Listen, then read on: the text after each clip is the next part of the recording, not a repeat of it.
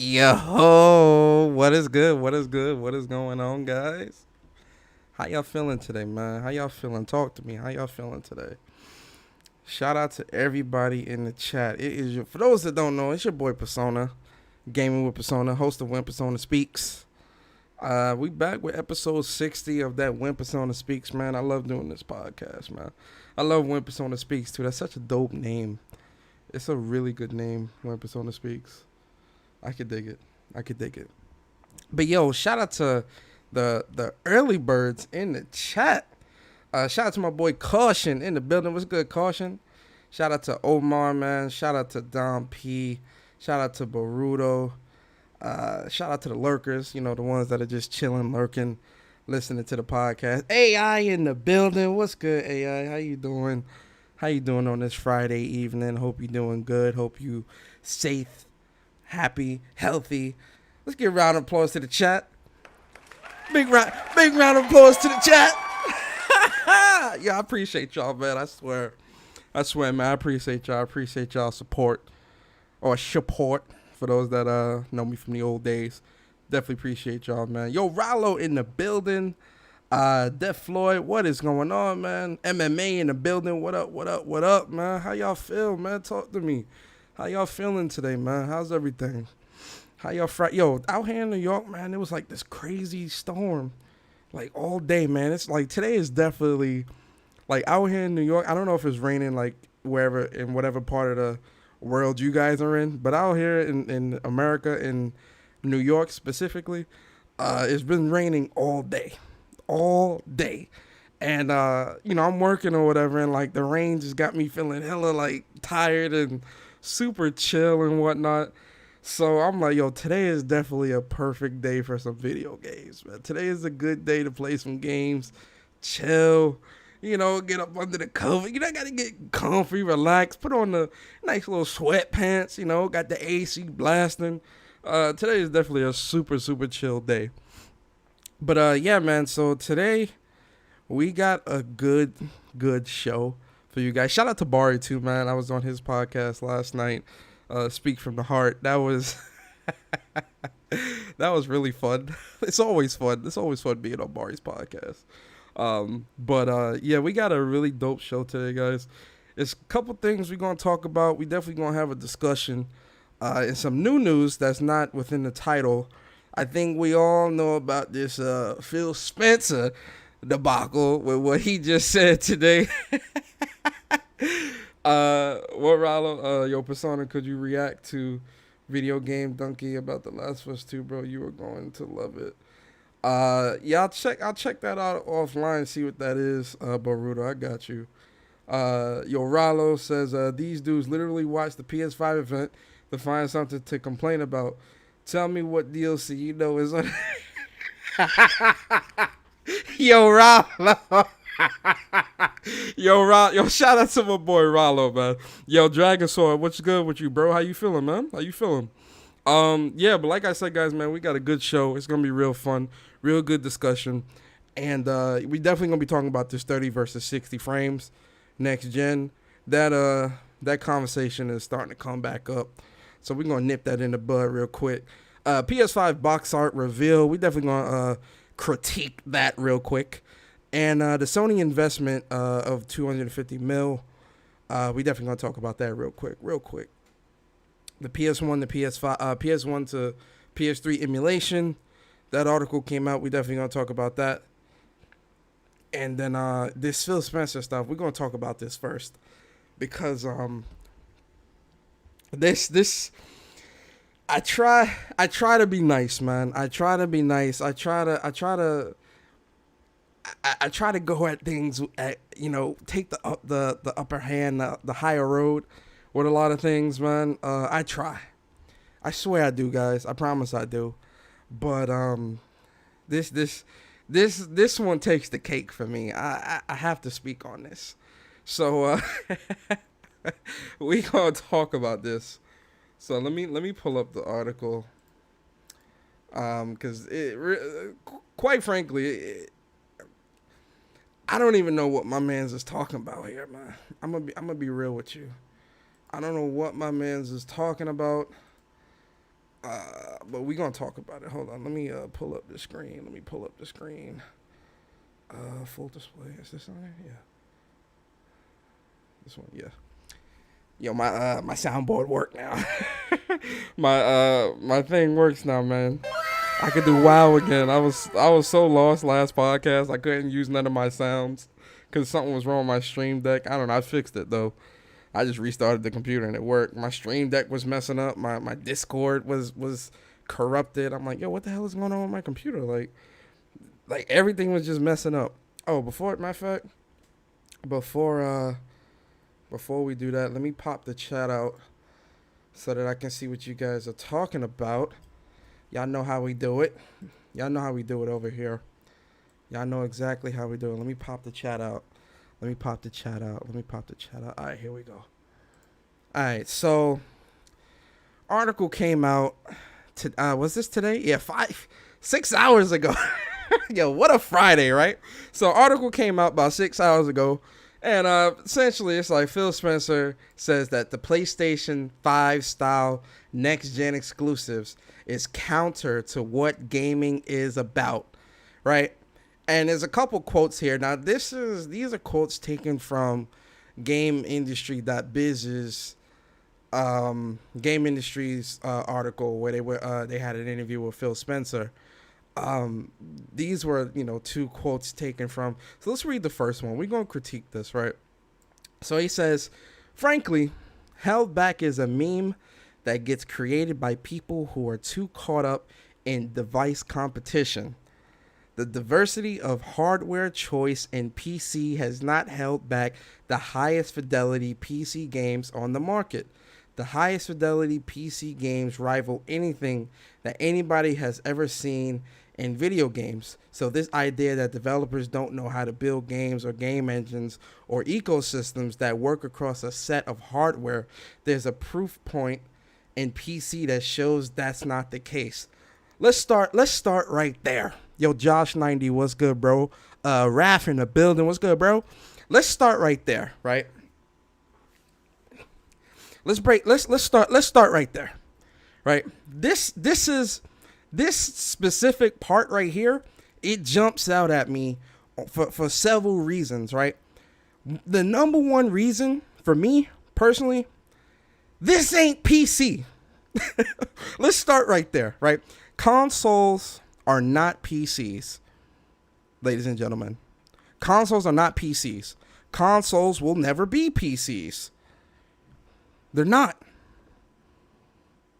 And with PCs, you can upgrade hardware, you can change hardware, you can do all these crazy things with PCs where you can upgrade your hardware and modding and all these different things, right? All these things. Oh, yo, Vanny Pan in the building. Yo, Vanny, thanks. Keep doing you. Yo, Vanny, man, appreciate you coming through, bro. That's my boy Vanny, yo. He that's a day one right there, guys. That's a vet. Yo, Vanny, is you modded? No, I'm thinking about it. Why ain't you modded, man? I got you modded now, Vanny. I don't know why you wasn't modded, Vanny. Shout out to my boy Vanny Pan, though. All right. That's one thing that we need to, that I really think, not just us.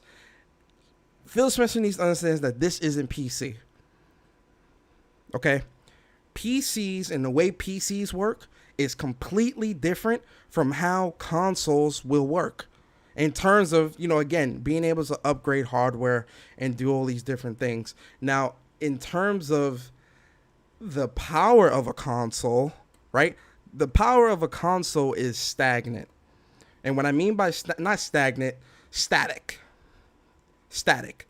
The power of a console is static, meaning whatever the manufacturer comes out with in terms of that, what the specs are within that console, that's it.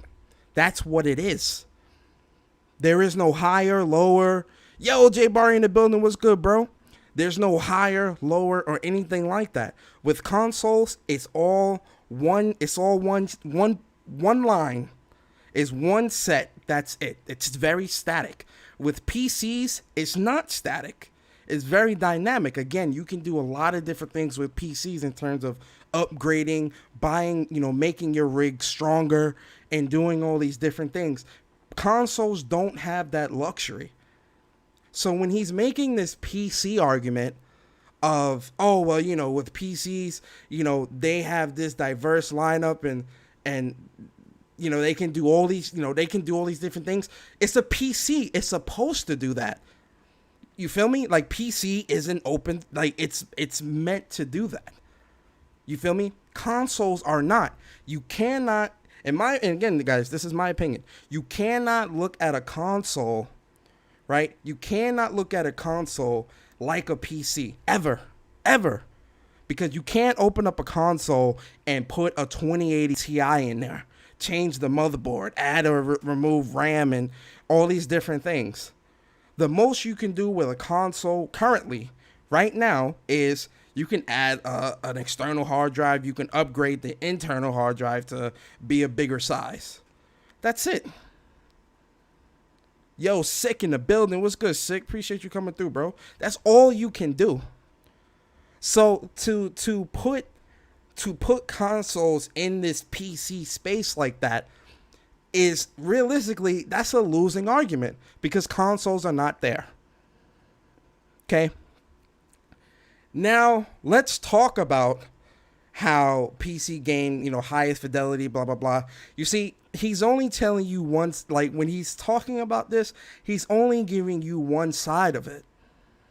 He's only giving you one portion of it, right? And he's speaking to the fidelity and all these different things and how, PC gaming, he says, the highest fidelity PC games rival anything that anybody has ever seen in video games. So this idea that developers don't know how to build games or game engines or ecosystems to work across a set of hardware, Now, realistically speaking, the developers can't. They can't. Not when it comes to consoles. And I will give you guys the perfect example.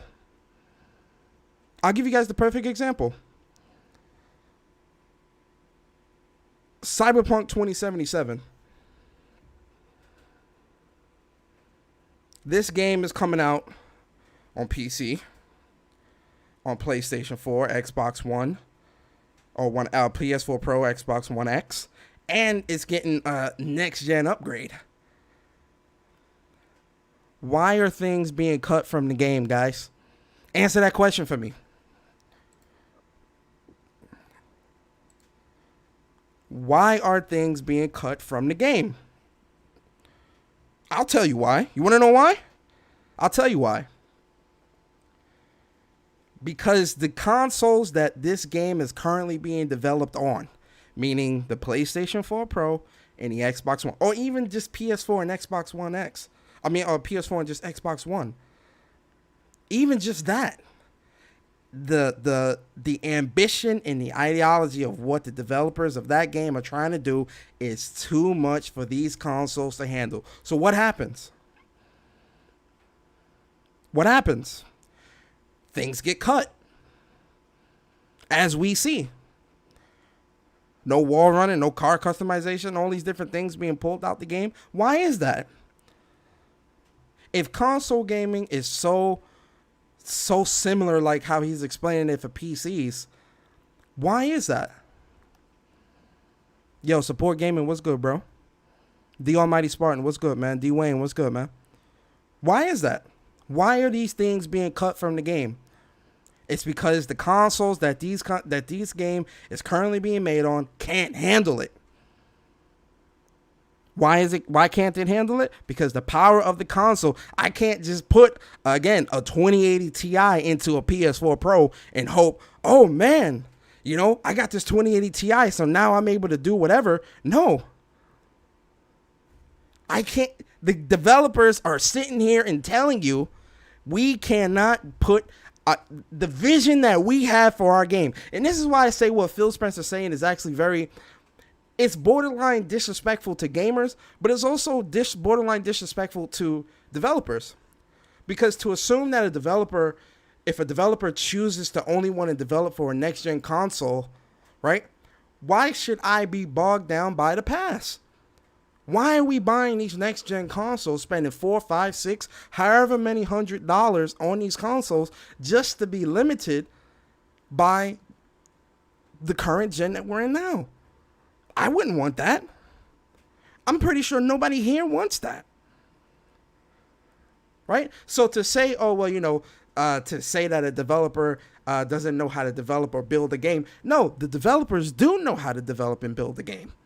That's why there are developers that don't want to build a game on current gen consoles. They want to do next gen only because the vision that they have, the current gen consoles is not within that vision. Why? Because the power of the console cannot handle what they're trying to do.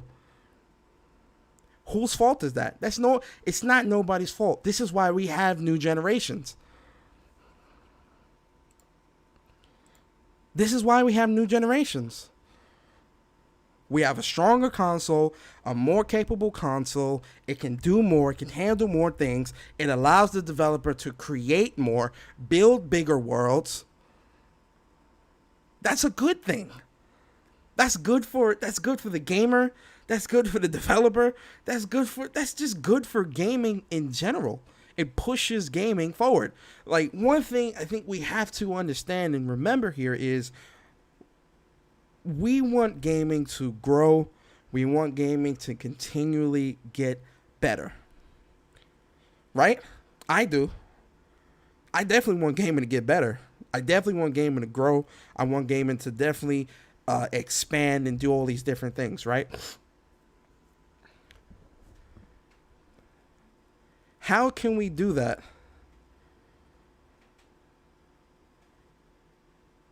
If the current gen console, if we got a boulder tied around our necks, and it's like putting tying a boulder around somebody's neck and telling them to run in this race and win the race. Not with this big ass 500-pound boulder. I can't win. I can't win with this.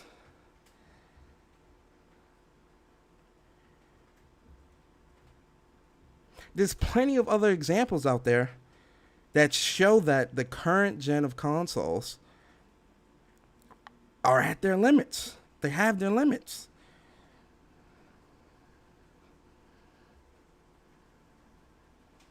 What does that mean for gaming?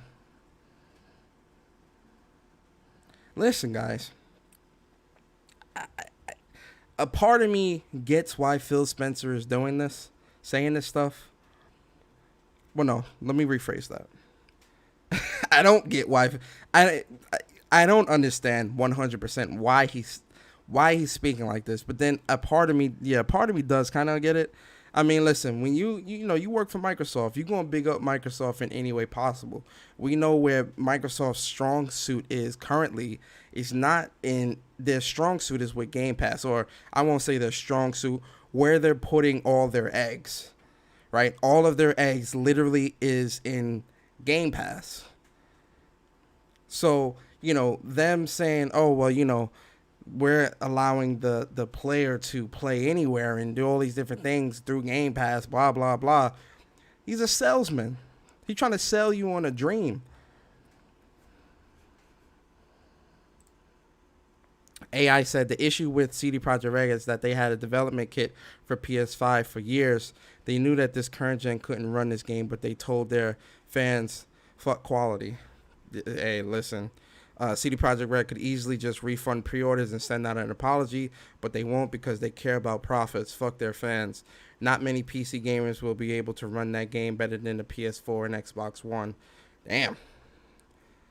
I wouldn't be surprised if that's the case too. Listen, Cyberpunk is looking like it's looking spooky. I'm gonna keep it a buck. It's definitely looking spooky.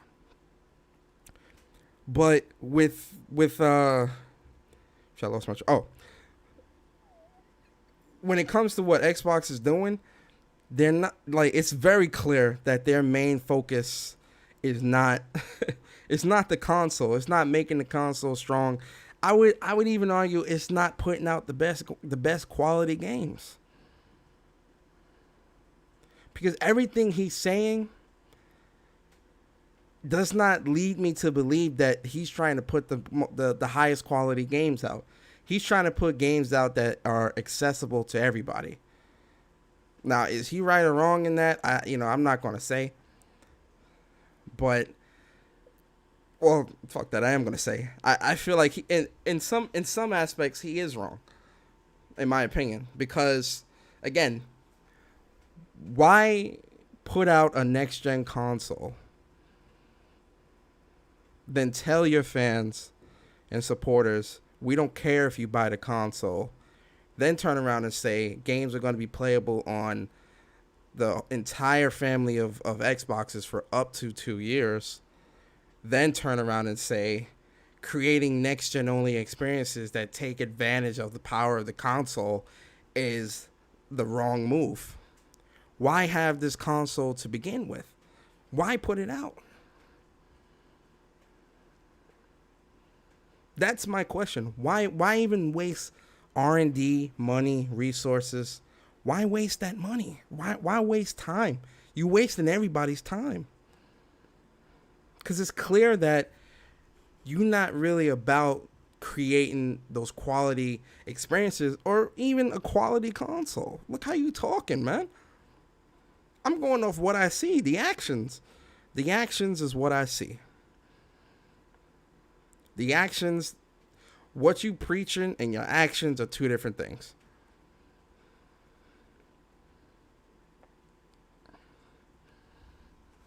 Then he goes on, this is where he goes on a step further. So he says, later in the interview, Spencer goes a step further and says, Sony's next-gen exclusives focused approach is completely counter to what gaming is about.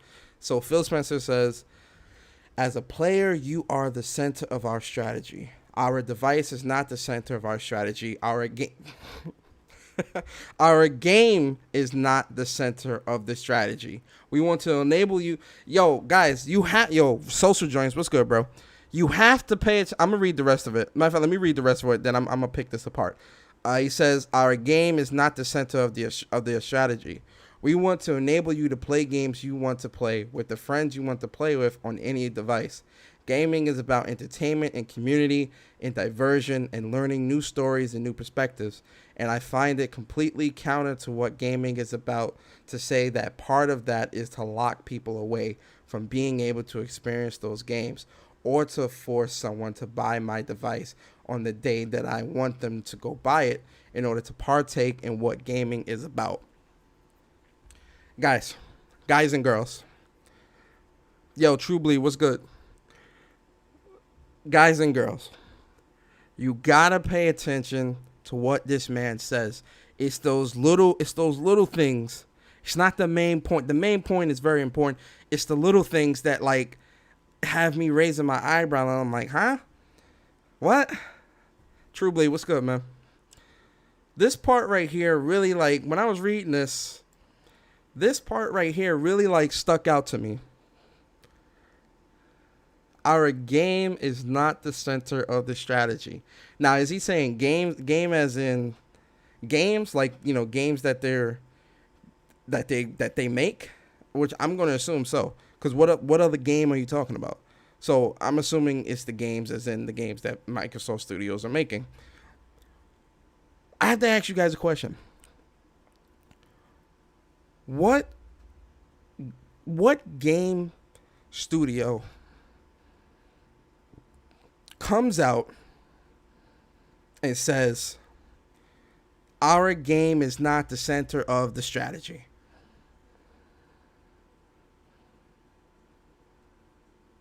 I'm asking serious questions here.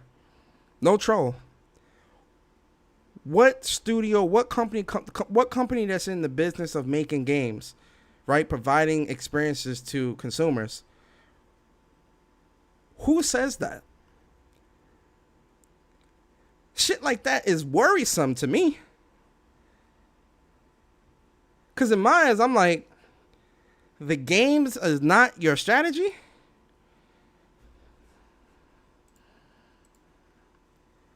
The games are not your strategy.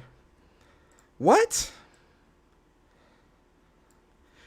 And this is why, yesterday on Bart's podcast, I'm asking these questions. Why is nobody questioning this stuff? Like, I'm being serious. Why is nobody questioning the stuff that he says? Bro, listen. The console, one thing is for sure. One thing is for sure here. You know how they say the clothes don't make the man? It's true. The clothes don't make the man. So the console, what makes the console so great, and I say this all the time, what makes PlayStation so great, guys? It's the exclusives. It's the quality games and exclusives that PlayStation continually puts out that cannot be found anywhere else.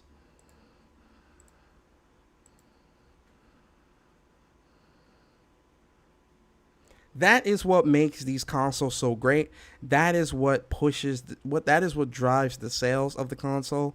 That's what makes people go out and buy a next gen console. It's the games. Nothing more, nothing less. At its core, how good the games are is what will pull people in.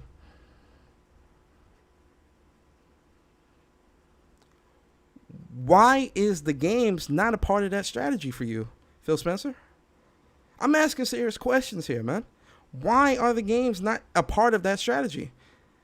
The games should actually be at the forefront of this strategy to pull gamers in and consumers in to want to spend money on the console, products, services, and things of that nature. I'm talking exclusives, guys. I'm talking exclusives. Not third party. Third party is third party. You can get third party anywhere. I'm talking exclusives. The games that set the consoles apart. The games that set these companies apart. What makes these consoles so great.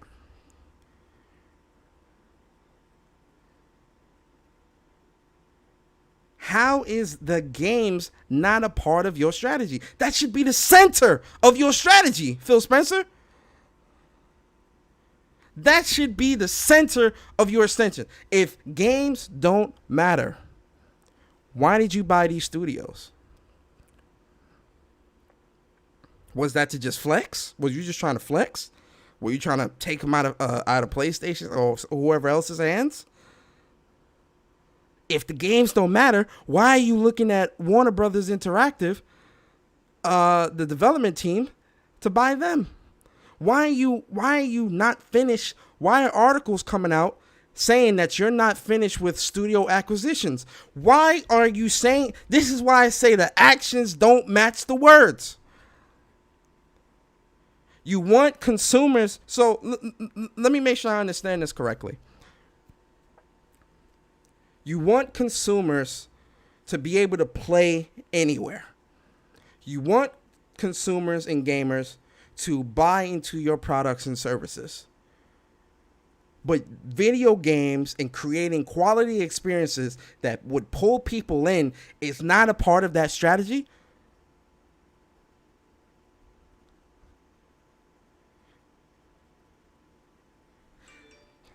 What's a part of this? What's the strategy? What does he say?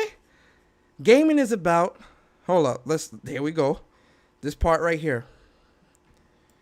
Gaming is about entertainment and community and diversion and learning new stories and new perspectives. Listen, let me explain something to you guys. Let me explain something to y'all, right? I want to explain something very clearly to you guys.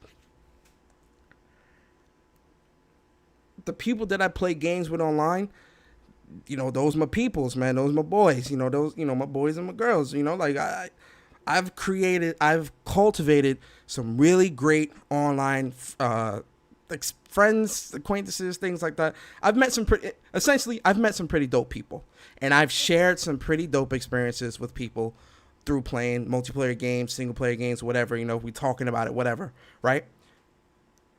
But at the same time, and I have to be frank here, I don't care what your experience is. I don't care what your experience is. The purpose of me getting on this game, the purpose of me turning on these consoles every day, all the time, the first thing that's coming to mind is not what my friends' experience and perspectives are.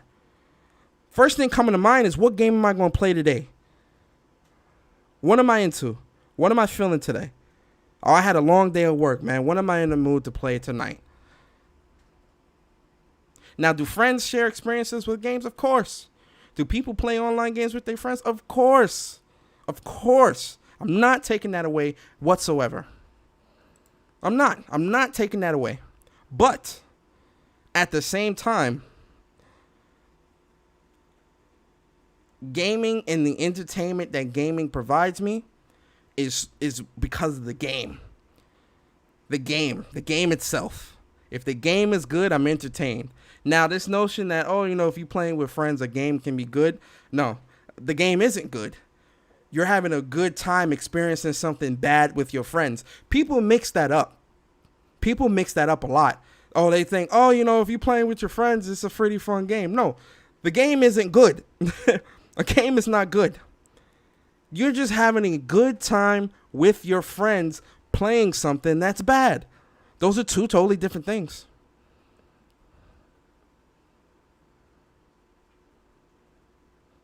Those are two totally different things. So community, diversion, learning stories and new perspectives, and I find it completely counter to what gaming is about, to say that part of this is to lock people away from being able to experience new games.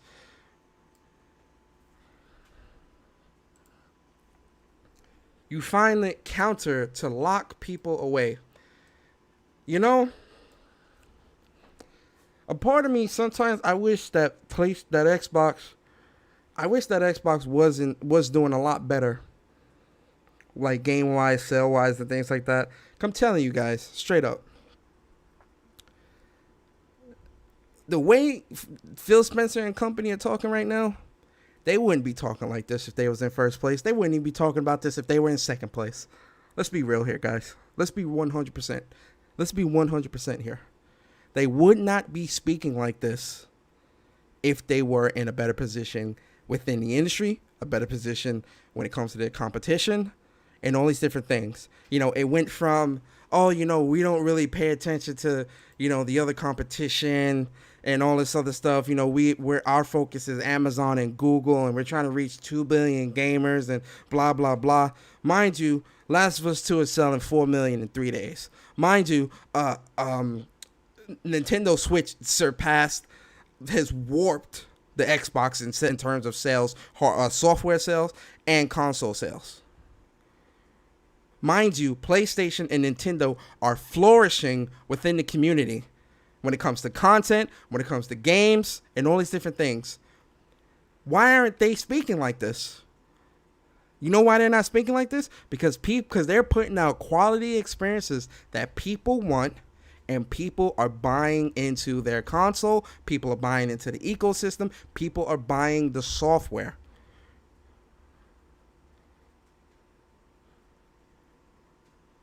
PlayStation 5 did their event a couple weeks ago. What did we see? We saw games. We saw games running on next gen. All of us was ooh ah, so beautiful, so technologically advanced. Ooh ah. We're all in amazement about how great these games look, how advanced these games are about to be, and all these crazy things.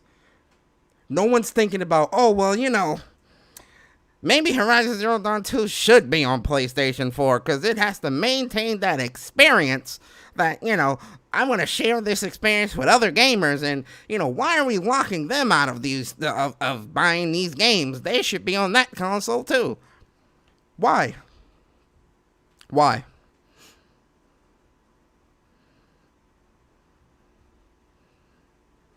should they be there? Why even limit the developers like that, man? That's a real shitty thing to do. I'm being so serious. Why limit developers like that? I wouldn't want to limit.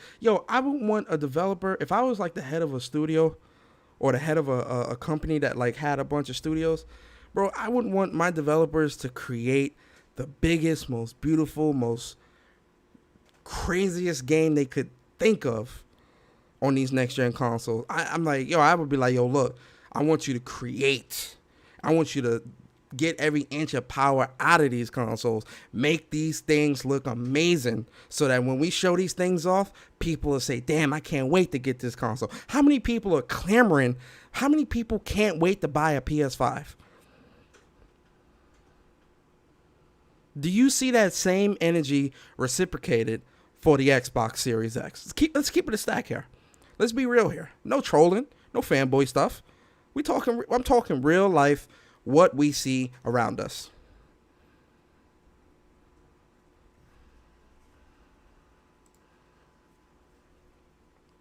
What do we see around us, guys?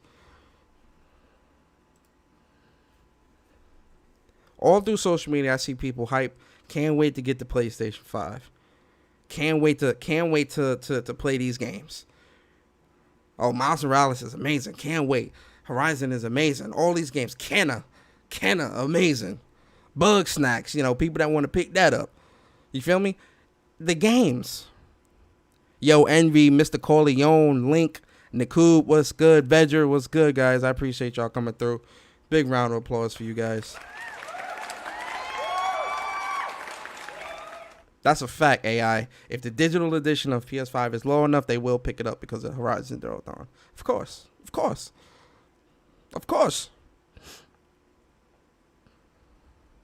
People can't wait to pick up this PlayStation 5. I don't see that same energy for the Xbox. Why? Whose fault is it?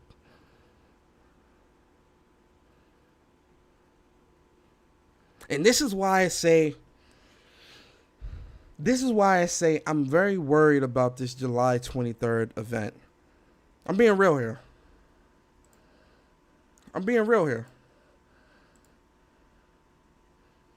This is why I say I'm very worried about this July event. Because the way you talking, man, the stuff you saying, it's not sitting right with me, bruh. It's not sitting right with me, man. And this ain't no fanboy shit. I'm just keeping it real, man. Like, I can't be the only one reading this stuff and thinking, oh man, the July event about to be amazing. I can't be, bruh. Bruh, look what ladies and gentlemen, look what my man just said. Yo, like, our game is not the center of the strategy. Who talks like that, man? Who says this type of shit? I'm being real here. Who says this stuff? How are games not the center of your strategy? It's a video game console.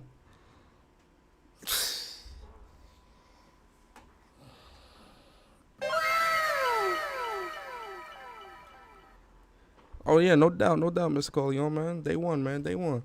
Yo, Dribble in the building. Shout out to my boy Dribble, man. Dribble always here too. Let me mod Dribble real quick.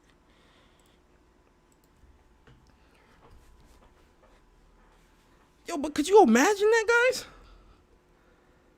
guys? Our games is not the center of the strategy. Yo, man, listen. I know I say keep expectations high.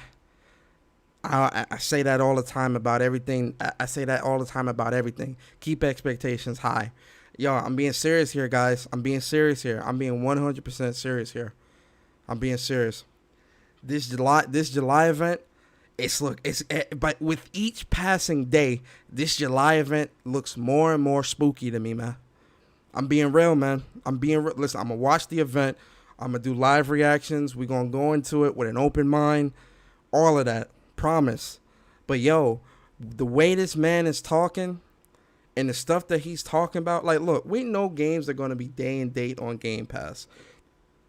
We know that. We know games are going to be day and date on Game Pass. But at the same time, you still need to put quality games out. Like, just cause games can be played everywhere for you in your camp, don't mean that you still should be putting out trash. Games still need to be 10 out of 10 good. Games still need to be created with the highest fidelity. Games still need to be especially going into next gen. Games need to have that next gen feel, next gen look, that next gen aesthetic.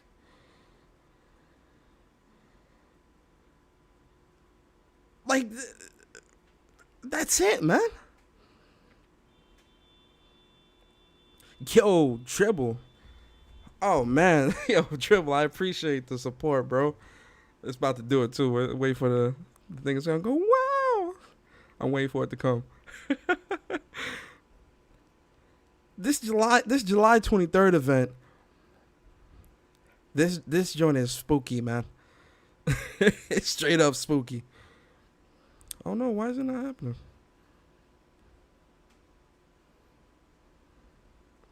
I have high expectations. Oh, there you go. It took mad long to come. Sup, Persona my F, much love from the UK. Yo, much love from America, from New York, Dribble, man. I appreciate you, bro. Real talk. You still need to put out high quality games, man. I don't care. And this is why I said a while ago that games being put on Game Pass, it's going, because this is my thought process, right? This is how I'm looking at it in its present day and time, present tense, right? So we know that all games that are created from Microsoft Studios are day and date on Game Pass. We know that you can get Game Pass for $1 up to $10 a month. We know this. We know that some developers have come out and said that the Game Pass model is not sustainable, especially for a AAA market, putting those types of games day and date on Game Pass. So one of three things happens here. Either games stop being put on Game Pass day and date, which is not going to happen, because Microsoft is definitely not going to backtrack on that, because that would be a PR nightmare. So they're not going to do that. I said three things, right? Yeah. The second thing is it's just, they're just going to put it everywhere, which I think this is the route that they're trying to take anyway. Where, you know, Game Pass on PlayStation, Game Pass on the Switch, Game Pass on your phone, Game Pass on, you know, with xCloud and all that other stuff. It's going to be everywhere. Because the way they're talking, you make no sense. You want everybody to share everything except for PlayStation and Nintendo, right? Right? You believe that gamers should share experiences everywhere, except for PlayStation and Nintendo, correct? That's what you think? That's what you think, Phil Spencer? Let's be real here. The third thing, Microsoft sells off the Xbox brand and division. Or just assimilates it entirely. Because the way Phil is talking, he's too focused. He's too focused on PC, man. He's way too focused on PC. Listen, I get it. You got a foothold in the PC market. You know, you trying to please them. I don't know what it is you're trying to do, man. But your main market, your main place needs to be Xbox. Your main focus needs to be Xbox, because that is what is, you know, contrary to popular belief, that is what is most important. At least from where I'm standing, because you keep putting the console out.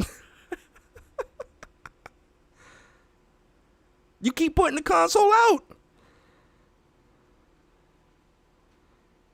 Nah, Dribble, we've been going for like 30 minutes now. Don't worry, we got about another hour, so don't worry. You in for a good show, man. Don't worry. Kick back, relax. I know you said you drunk and high, so kick back, relax, and you know, you good, Dribble. But Sony should offer Microsoft some money for scale down, nothing else though. Yo, listen, that's another thing, man. You cancel games, you close studios, all these different things. You know what Xbox reminds me of? Xbox reminds me of that friend that's trying to please everybody. You know, oh, I'm giving everything to everybody. Oh, my mom gave me $10 for lunch money, guys. You all can have $1. You gave 10 friends $1. Now you have nothing. You gave all your friends money from your lunch money. Now you have nothing to eat. You can't keep saying things like this, right? You can't keep saying stuff like this about how Game Pass is this, and you want gamers to play everywhere and experience everything, and this is your vision. But then you putting out games that aren't great. You putting great games out that are not great games.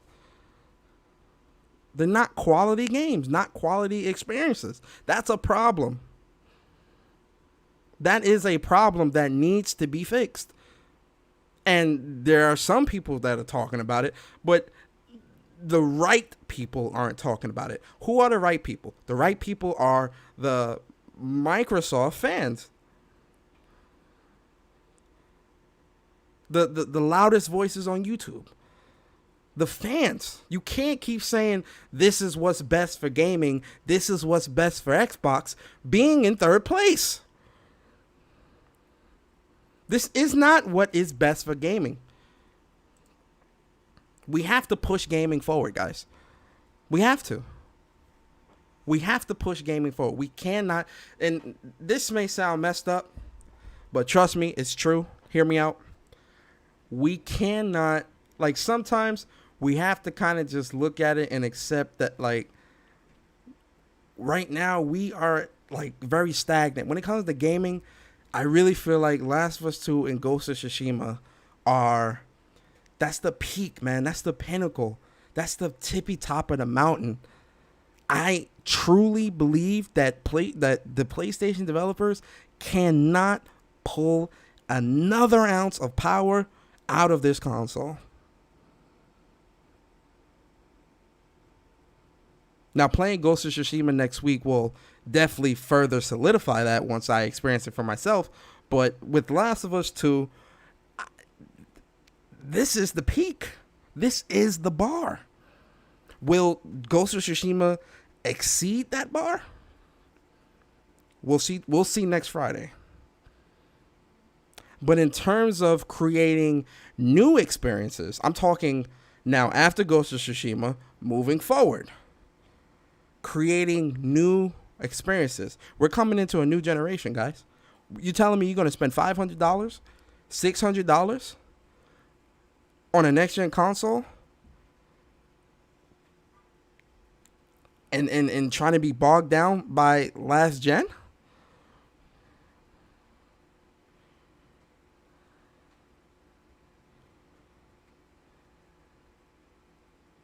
I don't understand. It makes no sense.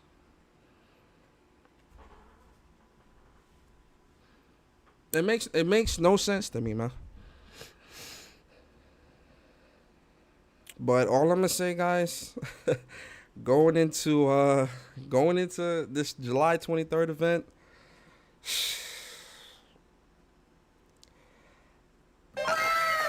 yo, Bill cares about the PC market, then hardcore Xbox basically sawed Xbox FN.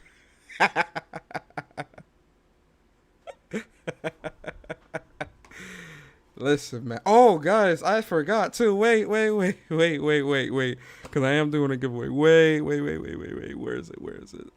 Cloudbot. Right? Here we go. So, guys, real quick before we continue the podcast, I totally forgot. It slipped my mind. I'm sorry. So for those that don't know, I am doing a giveaway. I'm doing a giveaway. I'm giving away 2 copies of Ghost of Tsushima Standard Edition. You know, y'all ain't about to bleed me dry. But I appreciate y'all, and to show my appreciation, I'm gonna do a giveaway. So the way the giveaway works is I'm gonna start this now. Let me see. It should show up in the chat in a second. Let me see. So the way the giveaway works, there we go. So the way the giveaway works is all you have to do is do ! raffle, and you will be entered into the giveaway. 2 winners will be picked. 2 winners will be picked. So yeah, if you want to enter for a chance to get into the raffle, you can do ! raffle, and you'll be entered into the giveaway. If you guys want to, if that's what you guys want to do, you want to be a part of the giveaway.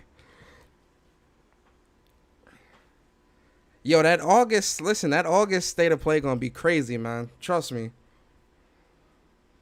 That August State of Play gonna be crazy.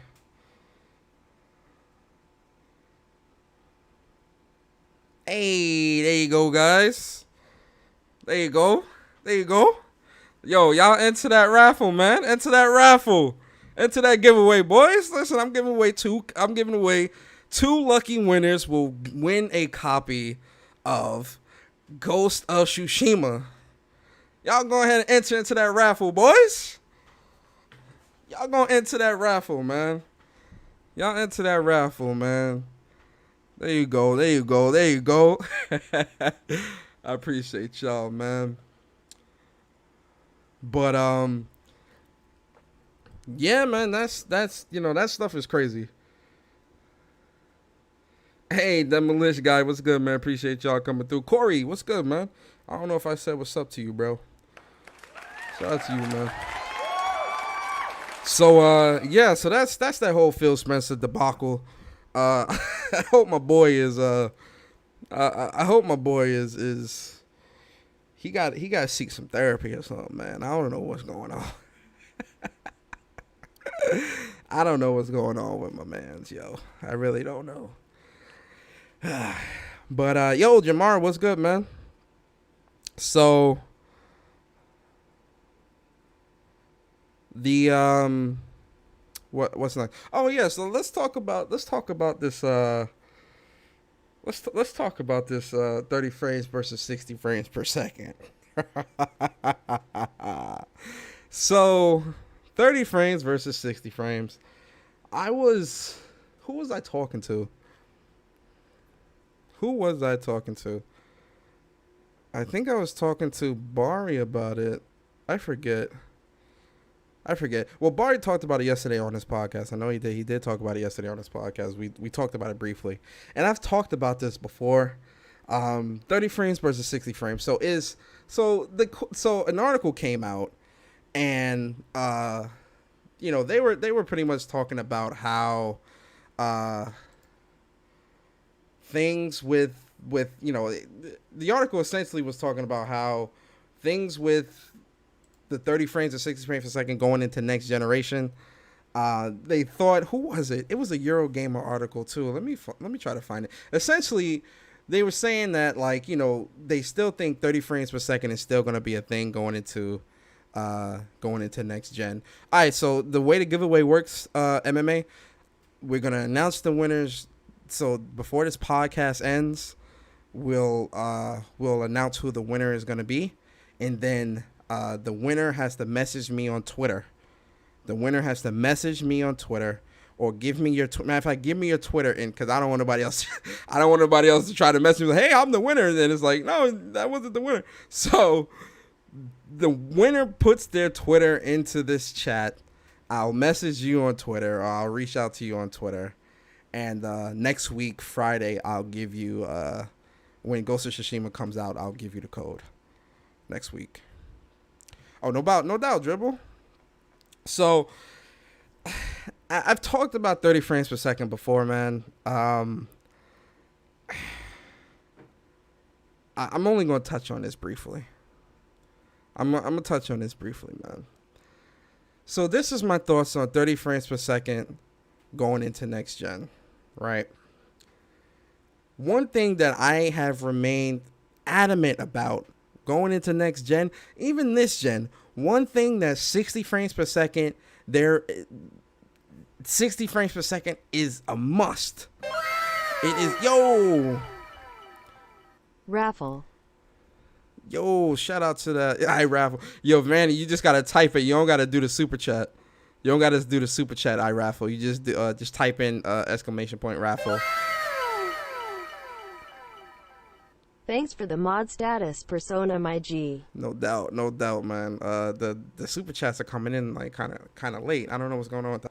But one thing that I've been like super 100% on when it came to 60 frames per second is shooters, first person shooters, fighters, things like first person shooters and fighters must be 60 frames per second. There is no exception. It must be 60 frames per second. It has to be, right? It has to. We will not accept nothing less than that, right? Going into next generation with everything else, I feel that the option should be there for everything else. The only place where I feel it's a must is again, first-person shooters, fighting games, things like that. Things that require a super quick reaction time. Things that require super quick reaction, like Call of Duty, for example. You can't play COD at 30 frames per second. You gonna get washed. Yo, Vanny. I know I was just joking. THNKS though, Persona. Yo, man, Vanny, I appreciate you, bro. Appreciate the super chat, man. FPSs like Call of Duty and stuff like that must be 60 frames. That reaction time is a must, right? The option should be there for everything else. The option should definitely be there. I definitely feel like going into next gen, and then again, it doesn't need to be 4K 60, right? If you can give me 1440p 60 frames for like everything else as an option, like if they do a resolution mode, and the resolution mode is 4K 30 or whatever, because let's be real here, there's a lot of PCs that can't even do 4K 60. The resolution, they have a resolution mode and stuff like that. That's 4K 30, fine. But they should have a performance mode. A performance mode should be built into all games that are created next gen. And that performance mode the resolution should be anywhere where you can get a locked 60 frames per second. I feel like with the power of these consoles, we can do 1440p 60 frames for the performance mode. Because let's be real here. A lot of developers, it is there, and this is where it becomes a hey dribble. Yippee-ki-yay persona. Appreciate the support, bro. This is where it becomes this is where the situation gets a little muddy, right?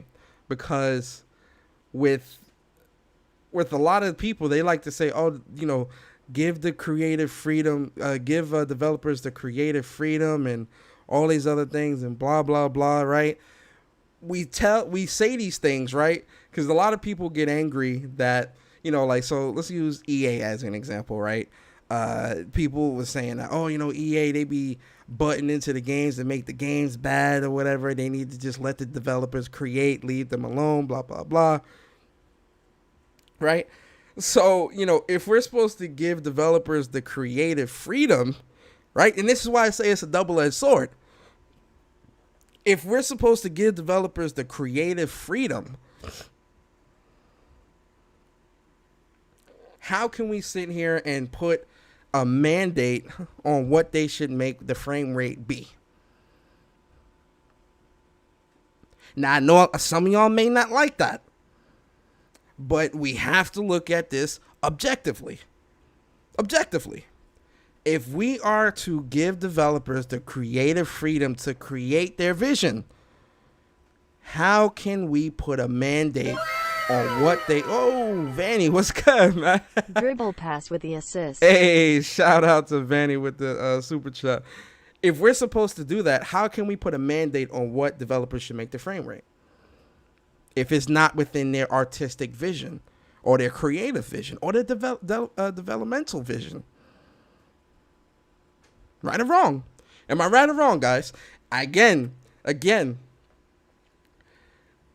we may not like that, but we have to look at this objectively, because if we don't, we ourselves are considered hypocrites. We want developers to have creative freedom, but it got to be 60 frames. How are we giving developers creative freedom to do what they do? Right or wrong? Am I right or wrong, guys? Let me know in the chat if I'm right or wrong. If I'm sounding crazy, let me know. Now, this is where it's a caveat, because yes, the developer has the creative freedom, yes, but at the same time, I do feel you should put a performance mode in the game. It should be a choice. Create it how you want, but I do think you should give that choice. Wrong? Let me know, Corey. What's up? Because we are not asking for just one frame. We're asking for an option to play as 60 frames. Massively wrong. Okay. I respect it. That's why I'm saying give them the choice. That's why I'm saying let the choice be there. The only place where I put the mandate on the 60 frames is first-person shooters and fighting games. When it comes to everything else, I definitely feel like the choice should be there. The choice should definitely be there. That I do agree with 100%. If we can do 1440p 60 as a performance mode option and do 4K 30 as the resolution option, I'm perfectly fine with that. I do think that the choice needs to be there. But, yo, Dribble, appreciate it, bro. Respect to Van. Appreciate it, Dribble, man. Thank you, man. But, yo, J0, what's good, bro? But when it comes to FPS and fighting games, that's where I mandate it. That's where I say you really don't get a choice. It has to be this. It has to be. That's my thought on the 30 versus 50. Developers can have the creative freedom to make games 30 frames per second if that's what they want, but they got to understand that choice needs to be there. Yeah, that's what I'm saying. They can make it 30. That's their creative freedom. They can do that. But the choice, I do agree that the choice should be there. Because, going into 60 frames, if we still don't have a choice in the matter, like, we can't choose to have, again, 4K 30 is cool and all, and you want it to give that cinematic feel and all this other stuff. That's cool, but I feel like going into next gen, we should at least have the choice, man. We should at least have the choice to choose for ourselves. Like, yo, look, give us that 60 frames. You know, I get that you want me to play this, or this game should be experienced at 4K 30, but I'd rather play it at 1440p 60. So give me that option. Going into next gen, we should be able to have that choice. And realistically, it should be in every single game. That choice, even if it's 60 frames, 1080p. People want that 1080p? I mean, not 1080p. People want the 60 frames? This is the sacrifice for it. But I think the power of these consoles, we should be able to at least get 1440p 60 out of every game. Personally. Episode, here's my thoughts. They already gave us the option this generation. More games need to have that option next gen. 100%. Corey, I agree with you. J0 says, I need that 60 frames on games, man. It's the least they can do for the new price hike. This is why I'm saying the choice has to be there. The choice definitely does need to be there. 100%. Should they strip game-changing features out of Beyond Good and Evil 2 just to hit 60 frames? Vedger, you getting into some muddy waters.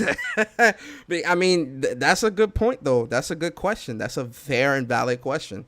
If a developer says, "Oh, if we make this 1440p 60 frames," well, that's the thing. If you lowering the resolution and you're lowering the if you're lowering the resolution, and you're essentially lowering the requirements that the console needs to have in order to run the game or whatever the case may be, I feel like those requirements can be allocated elsewhere. So if it's a lower resolution, I feel like the mechanics in the game wouldn't necessarily be affected. Not to the degree, like if it's at a lower resolution, it's lower resolution, 60 frames, lower res. I feel like the features would still be. Now, what features are we talking about? Are we talking ray tracing and all that stuff?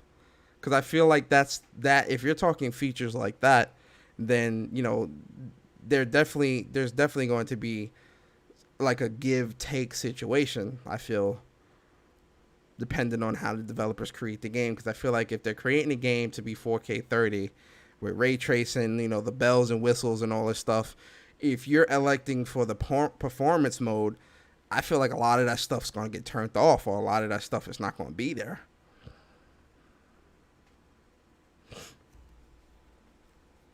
So I think it depends. I really think it depends, man. It depends. You don't think Sony and Microsoft should Mam Farta? What's that mean, J0? I don't know what that means. What is a Mam Farter?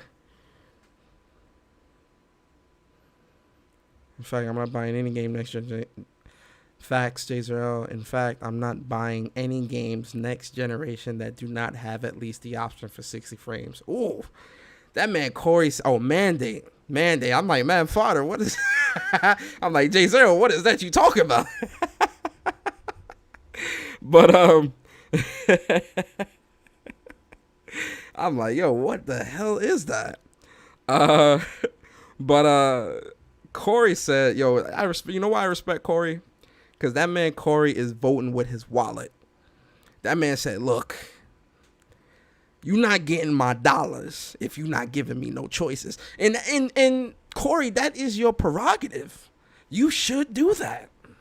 100%. I respect you for standing your ground, man. You definitely should do that. Stand your ground, man. You're not getting my dollars. Let them know.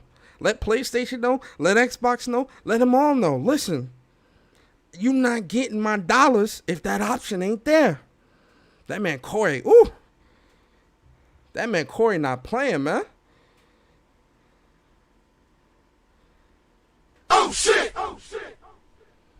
He said, you're not getting my dollars. Oh, shit. Oh, shit. You want this 60? No. Hold on. You want this 70? That 60 frames better be there. Oh shit! I respect you, Corey. I respect it. So yeah, that's my take on it. 30 versus 60. I can't get any more direct than that, per se. That's essentially it. So let's move on. Let's talk about this Sony Invest 250 mil real quick. We're gonna touch on this real quick because I already had we had a really dope discussion on Speak from the Heart yesterday about this, man, and shout out to OBJ. He probably still in the chat too. Shout out to my boy OBJ, because OBJ, he came in. He like, yo, man, why we dealing with the what ifs? You feel me? We sounding like Xbox podcast. Shout out to OBJ, man. So we're gonna touch on it quickly, right? We're gonna speak on it quickly. I'm gonna give my quick thoughts on my whole ideology reading this or whatever, right? So where is it? Actually, I want to talk about, because let's fast forward. So essentially, we know that Sony invested $250 million into Epic Games. They now have a minority stake in the company. That minority, the percentage that they, because they invested $250 million, the stake, or the minority stake that they have within the company, I think it's about 2%. 2% stake, right? 2% stake. So when this news broke, you had people. Let's keep it a stack here. We had people floating around the community, around social media, trying to say, "Oh, this is why Epic Games was big up in Sony's console and trying to make it sound like Sony's console was so great and all this other stuff, right?" So, shout out to my boy Tim Sweeney, man, because my boy 1.5. Okay, Corey, 1.5. Sorry, 1.5. My man Corey on me today, man. Pause. That man said, "Listen, Persona, I'm on you today, bruh." 1.5%. And so people are trying to say that Persona. I mean, not Persona. People were saying that because Sony did this 250 mil in investment into Epic Games, this is why Epic was talking so highly of PlayStation 5's console, SSD, and the UE5 engine and how great it was. They were trying to say that this was the reason why, right? So my boy Tim Sweeney, shout out to my boy, man. Shout out to my boy. He said here, this was from May. This is from May, right?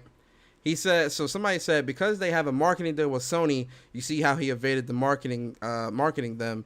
That's why he can't say anything about that. Only promote their engine and the PS5 tech. And my man Tim Sweeney set the record straight, bro.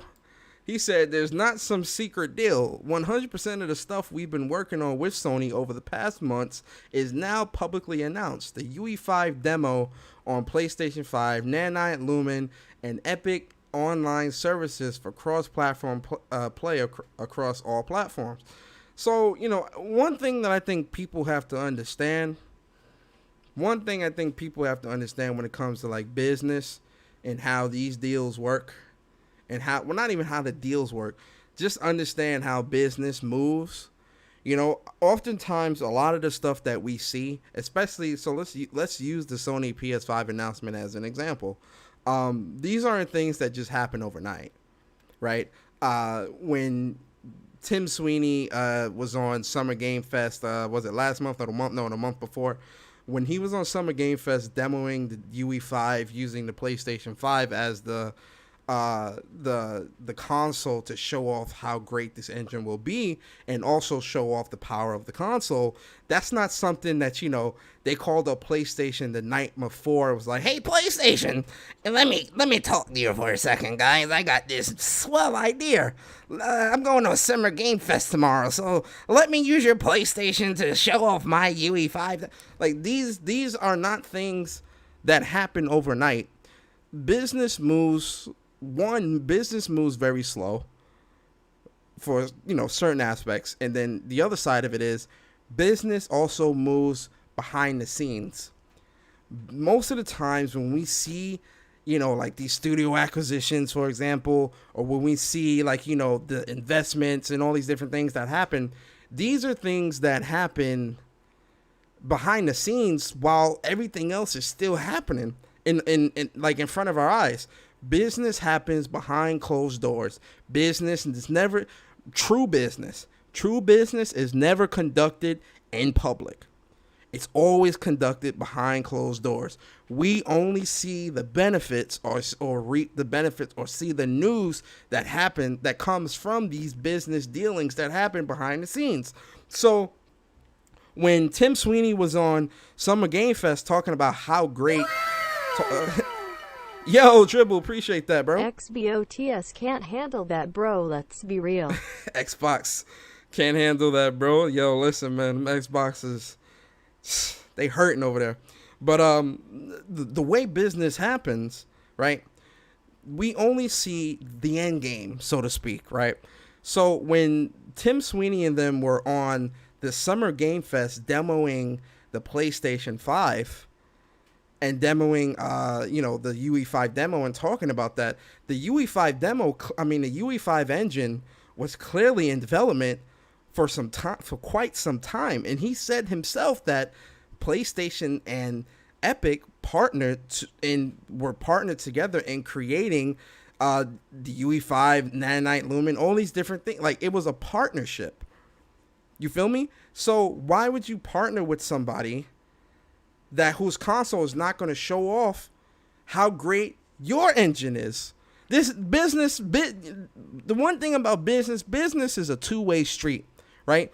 Business dealings that happen, especially when it's partnerships like this, it's never a one-way street. It's never a one-way street. Why would Epic go to PlayStation, say, hey, we want to use your console to demo our UE5 if the console isn't capable of showing off just how great the UE5 is? Why would PlayStation go to Epic and conduct business with Epic if they didn't know that what Epic had up their sleeves wouldn't be something that would benefit I just lost my train of thought. Why would PlayStation go to Epic and try to conduct business with Epic if they didn't think it was going to make their PlayStation 5 look good in the public eye? When Summer Game Fest happened and they showed off the UE5, they showed off the power of the console, it was a win-win situation for both companies. Why? Because for PlayStation, it showed what the console will be capable of doing. It showed the power of the SSD. It showed how great games will look on next-gen consoles, especially when using the UE5. How did it work for Epic? It showed when Epic is in the spotlight and they're showing off what they're doing with the UE5, it lets developers know, it lets the public know that the UE5 engine is an engine not to be fucked with. This is the power of the engine on a powerful next-gen console like the PlayStation 5. This is a two-way street. This is a two-way street. Business is conducted it's never one way, guys. Business is never conducted one way. Right? So that's how that works. Now, let's go to what Tim Sweeney says, because he said it here. Yes, that's what I said back in May below.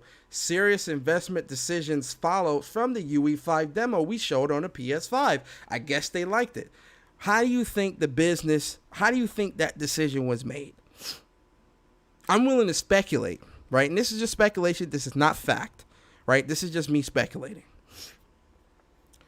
I'm willing to speculate that the PlayStation, once the Summer Game Fest happened, right? And the reception from that, because let's be real here, guys. Epic Games is a monster right now. Epic Games' net worth is $18 billion. 5 years ago, their net worth was $8 billion. 4 years ago, their net worth was $800 million. Where is this success coming from for Epic? We know that Fortnite is still it's part of, it's engraved into pop culture, right? It's extremely successful. It has brought them a lot of money, billions of dollars, right? So if I'm on stage and you show your UE5 engine on my console and the public reaction to that is phenomenal. And mind you, Epic and PlayStation were working together for months before this Summer Game Fest on the UE5 engine.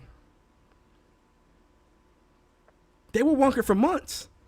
So what does that mean? That means that PlayStation has seen how this UE5 engine is really about to change gaming. Gaming, not just for PlayStation, but gaming in general. So what is PlayStation thinking? I want to invest in this company because once this UE5 engine gets into the hands of regular developers, that bread is flying.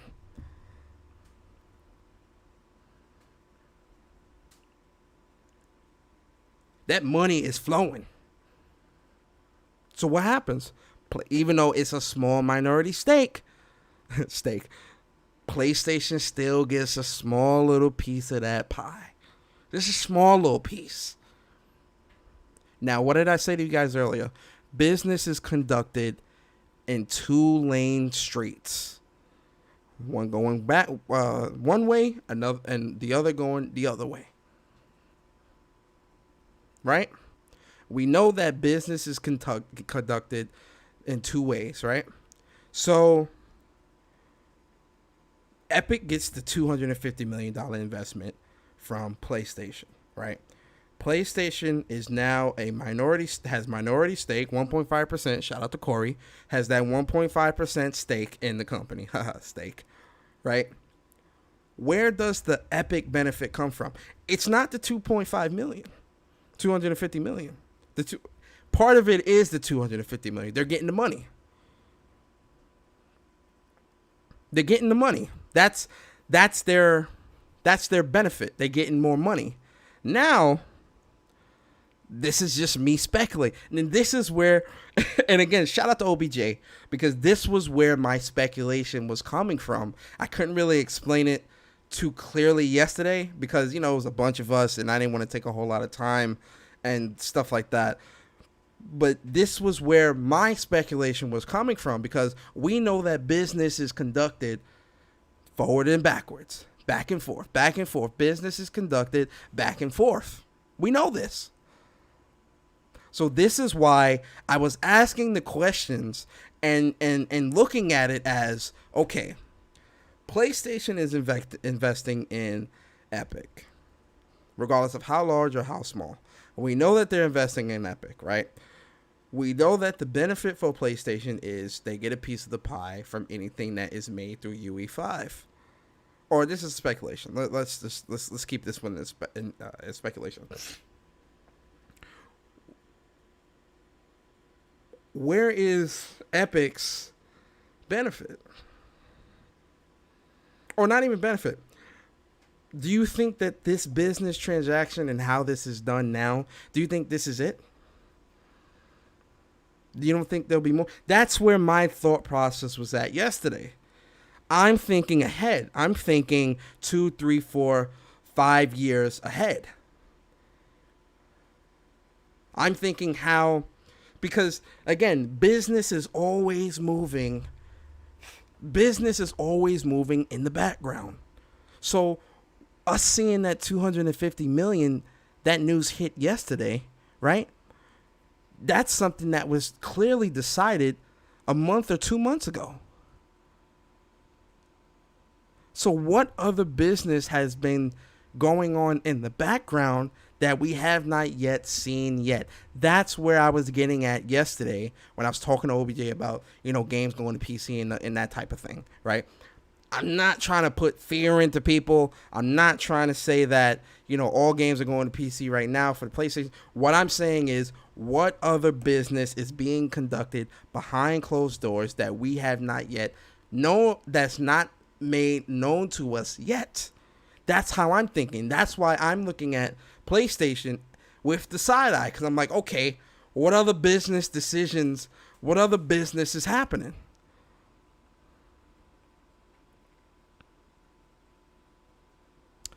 AI says, I think it will be beneficial to Sony's movies, music, and games. Sony has music artists they could be in Fortnite, and UI has been in movies. Very true. Very true. You think this is why Sony stock went up yesterday? For sure. Yeah, I do. Because Epic is what is Epic trading at right now? Hold up. Now y'all guys got me going into the... I want to know what Epic is trading at right now. Google. Epic trade stocks. Epic stock. Stock price. So, Epic stock price. Let's do past the last 5 days. So, Epic stock price. That's CAD. No, that's Canadian. No. Well, is Epic a Canadian company? Is Epic a Canadian company? Oh, matter of fact, I think I'm doing the wrong thing. Epic Games. I'm doing the wrong thing. This is a cannabis.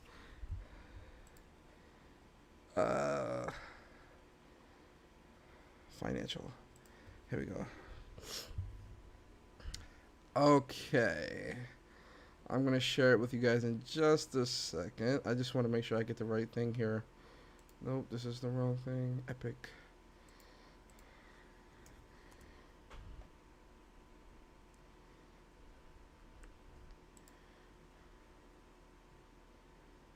$3.5 billion 2018. I can't find their stock price for some reason. I'm trying to find... Let me see. Stock. Epic Games stock. 200 million, 1.5 stake. Sony, I think this is it here. Let me see. Okay, so we can look at Sony's stock price, earnings. Let's see, earnings, Sony Corporation, blah, blah, blah, blah. Price versus S&P. 1 year, 1 week. Okay, so here we go. All right, I got it. So, this is Sony. July, what was yesterday? July 9th. Oh, so July 7th, they were at about $69. $69 a stock. Right. July 8th, it jumped up a bit. What did they put out? Didn't they put something out July 8th? I'm trying to remember if they put something out July 8th. Anyway, July 9th, news goes up. Stock is up $71. July 10th, stock is up $73. When stock's up to $74, stock is up $74. That epic move definitely was very lucrative for them as well. Look how that stock price jumped up. That stock is up, man. I can't find Epic though, for some reason. Search company.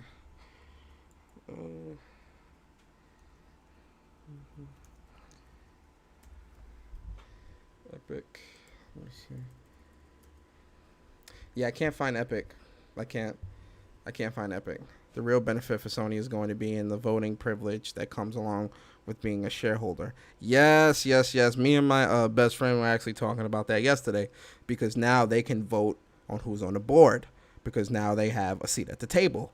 So now that they have a seat at the table, they can be influential and appointing heads of the company or heads of the board, where the head of the board would be more benefiting to Sony. Very, very, you're 100% right about that, Corey. You already talked about Phil Spencer, Bonehead. Yeah, Big Val, what's good with you, bro? Yeah, we talked. That was the first thing we talked about, man. We had to talk about that real quick. You know, my man's out here wilding. We can't have my man out here wilding. But yeah, guys. So that's the whole thing with the 250 mil. We'll see what happens in the future. I don't think this is the end of it, but we'll see. We'll see what happens. We'll definitely see what happens. But yo, let's talk about this PlayStation box art real quick. But if I bought 1% of stock, I'm not gonna have much voting or controlling power. Uh, it depends. They're not gonna be able to vote. Their vote is obviously not gonna be as large as everybody else, but they can now be more influential in that decision making. If you're in the meetings, a part of the decision making, regardless of how small of a percentage it is, the point is being influential enough to sway the votes. If you have a seat at the table now, you can be influential in a multitude of ways. Because now they have a seat at the table. That's exactly AI. Sometimes being in the room is all that is needed. 100%. That's all that. They're there now. They know what's going on in the back room. Now they can be like, do we really want to do that, guys? It just takes one person to doubt, sway the whole room. It's actually genius, if you ask me. It's pretty genius. But yo, guys, let's talk about this. Where does PlayStation? Hold up, let me see if I can find it. Let's talk about this box art real quick. PlayStation out here throwing. Yo, hold up, let me share my screen. Yo, did you guys think that this was real? Yo, shout out to Sick, man. Sick was like, this is fake. I'm looking at this. You know what's funny? I'm looking at this area of it right here. And I'm like, yo, this area here look a little funny to me. But, yo, there's no way. Like, either this person has some small-ass hands or that... I don't think the controller is this big. Like, this is very exaggerated, but... You know, it did come out, a couple people saying that this is Photoshop, so take this with an entire grain of salt. I'm talking take the whole salt bottle out the cabinet. Just the whole salt. This is definitely, they're saying this is Photoshop, so, but, I seen this and I'm like, there's no way in hell the controller is that goddamn big. And then I'm like, the way it's being held, listen, people always putting crazy shit on social media for attention and conversation. But it was a good conversation spark. But it do look a little fake because that controller, that thing looked like a goddamn boomerang in that motherfucking hand, bro. I'm like, yo, no way that damn thing is that big. That's crazy. But yo, let's talk about this. Shout out to Chandler. Chandler did it because Chandler was like, yo, yo, shout out to Chandler, man. He was like, hey, look, I can hold the DualShock 4 in such a way that it looks comically large, too. Palm cup, crease wrist, upward angle. Photo intentionally obfuscates the DualSense size. Also, the fact that holding the controller this way is unnatural, awkward, and difficult, too. Yo, my boy Chandler was out here like, look, guys, this is bullshit. So, shout out to Chandler, man. So... Let's talk about this, not this one. Here we go. So PlayStation, shout out to PlayStation, man. PlayStation is giving us a sneak peek at the PS5 games will look like when you see them on the store shelves starting this holiday. Again, PlayStation dropping them tidbits, man. They doing it right. So I gotta ask y'all guys, man, how we feeling it? How are we feeling this cover? I'm gonna be real with you. I don't like this. Cause one thing I noticed, shout out to Chris Righteous. I said, when I first seen this, the first thing I looked was like, where's the only on PlayStation? So I put the only on PlayStation was missing. I was just pointing that out. I'm just pointing that out that it's missing. But I don't like this cause it's too empty. This shit, I don't know, it just bugs me out that this shit's so empty. I kind of wish that the white was actually black. Because then if it's black, because this white strip draws a lot of attention. And it might be because it's against a dark, like, you know, the picture is dark. Like, the picture is dark. So that might be why, like, the white is standing out so much. But to me, the white just stands out too much for me, man. It stands out like crazy. I'm trying to look at, I'm looking at the PlayStation 4 case right now. The blue, you know, it doesn't stand out as much. That white stands out, man. I don't like it. It's okay. I'm not gonna say it's bad. It's okay. This for y'all physical folks though, man. I don't I don't buy physical. I haven't bought physical in like 4 years, man. This for y'all physical boys and girls. But I mean, it's okay. If I had to score this case, it's a 3 out of 5. Just because that white is annoying me. That white is annoying the shit out of me. But then also like this PlayStation, like I feel like this PlayStation Studio symbol could have been put. Nah, I guess it should be down there. I don't know, guys. This white is just, I don't like this white, man. This white is bugging me, man. Look at the Godfall one. Send me a link to the Godfall one, sick. I don't know where that one is. Where is it? Let me see. Godfall PS5. Godfall PS5 case. Oh shit, here we go.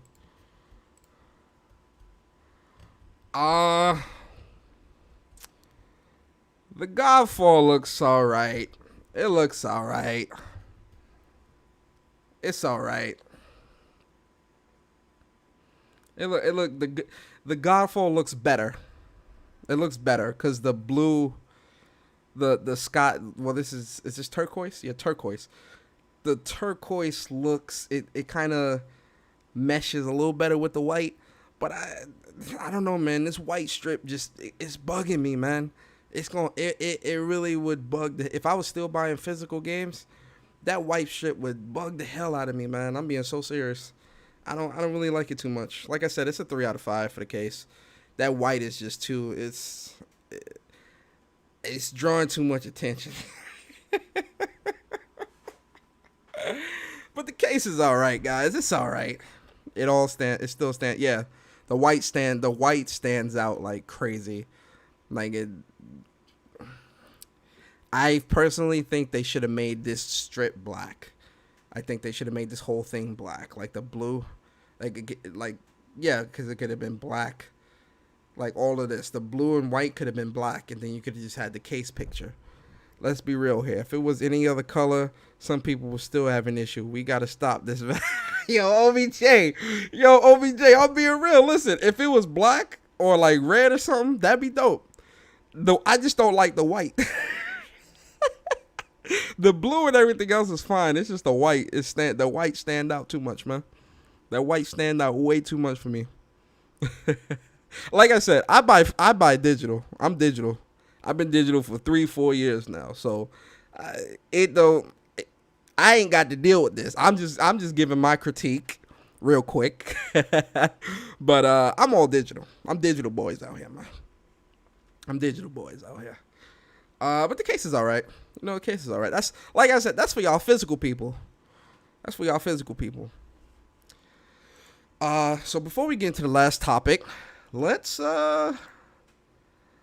choose our winner. Let's choose our winner, guys. Hold up. So we about to close entries.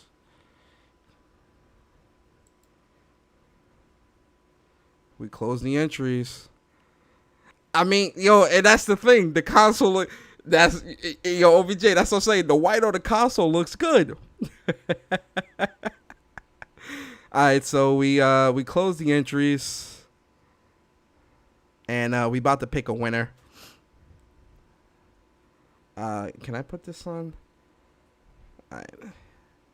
We about to pick a winner, and the winner is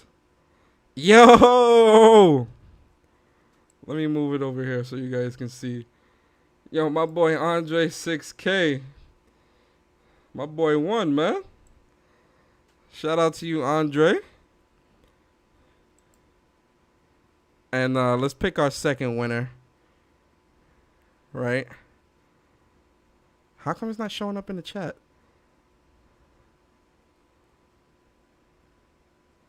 Let's pick the second. I think we could pick the second winner on a. Let's do. All right, so let's pick the second winner. So the second winner is. Yo, that boy G Junior. Yo, shout out to my boy G Junior, man. So G Junior, Andre 6K. You boys won. Shout out to y'all, man. Yeah. That's it, man. Congrats, guys. Congrats, yo. Shout out to y'all, man. Shout out to y'all, man. Oh, wait. Wait. Was it on the thing? Hold up. Oh, no, I was on the overlay. Shit. Oh, shit. Wait. Let's go back to it. Can I go back to it? Oh, fuck. Damn it. Why isn't that showing up in the chat? It's not showing up in the chat. My fault, guys. I thought I had the full display on so you guys could see. It's not showing in the chat, though. Let me see. Why didn't it show up in the chat? Giveaway history. All right, here we go. I'm about to show the giveaway history real quick. Let me go to it. Just so y'all know that this ain't no more details. You know, I ain't trying to cheat. Oh, here we go. More details.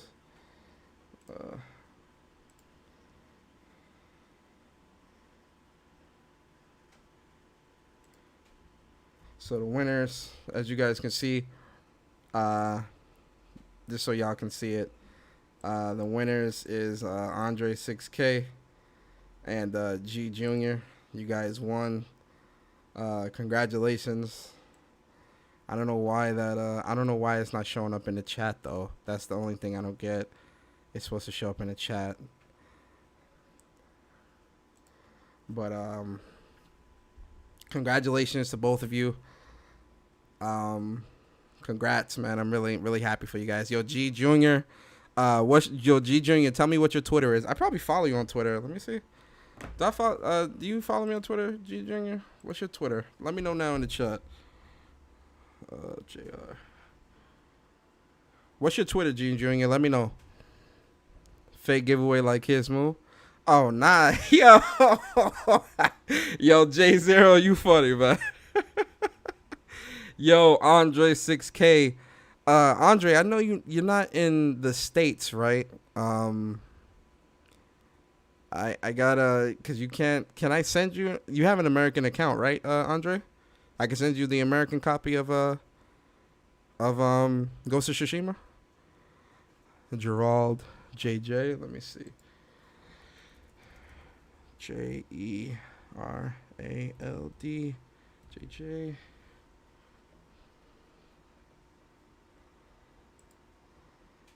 Okay, this you right here. Yeah, I just followed you, man. I just followed you. Yo, G Junior, let me know if this you. This you right here? I see Sick is following you, so this is you right here, I'm assuming. Oh, you got it, all right, so cool. All right, cool. So all right, so Andre Andre G Junior. Can I message you? I don't think I can message you. G Junior, you got to follow me back, I think. It says you follow. I think I can message you. I don't know. So G Junior. This nigga fraud. Yo, shout out to Fanny Pan for the dono, man. I got a tittle now. Sniff, sniff, lol. Yo, again, congratulations to G Junior. Congratulations, Andre 6K. I will be sending you guys the copy of, well, it's supposed to be Ghost of Tsushima, but if you guys want something else, let me know. Do you guys want Ghost of Tsushima or do you want the $60 PSN? I'll let you guys choose. It's a Ghost of Tsushima giveaway, so I was gonna just buy a digital code for both of you guys with Ghost of Tsushima. But if you guys want the code now, you don't want to wait, I can buy two $60 PSN codes and send them to you after the podcast. Do you guys want that instead? Let me know. But let's get into this last topic real quick. This PS3 one, this PlayStation emulation news that came out, where this is it right here, right? Ghost is good. All right, cool. Get Ghost, got you. All right, so I got you. I get the Ghost. All right, so Sony files patent to enable the game emulation across PS1, PS2, and PS3. Right. All right, you'll take. All right, so I got you, G Junior. I'll send you a $60 PSN after this. Andre, I'll send you Ghost of Tsushima next week, Friday, so don't worry about it. I got you, bro. All right, so Sony files a patent to enable game emulation across PS1, PS2, and PS3. Listen, I said this on Barrios Speak from the Heart yesterday, and I'm gonna reiterate it here. OBJ won last time too. No bullshit. He definitely won. Which surprised me because he called it too. He's like, yo, I'm going to win. I'm like, what? But, all right, so this is what I'm going to say.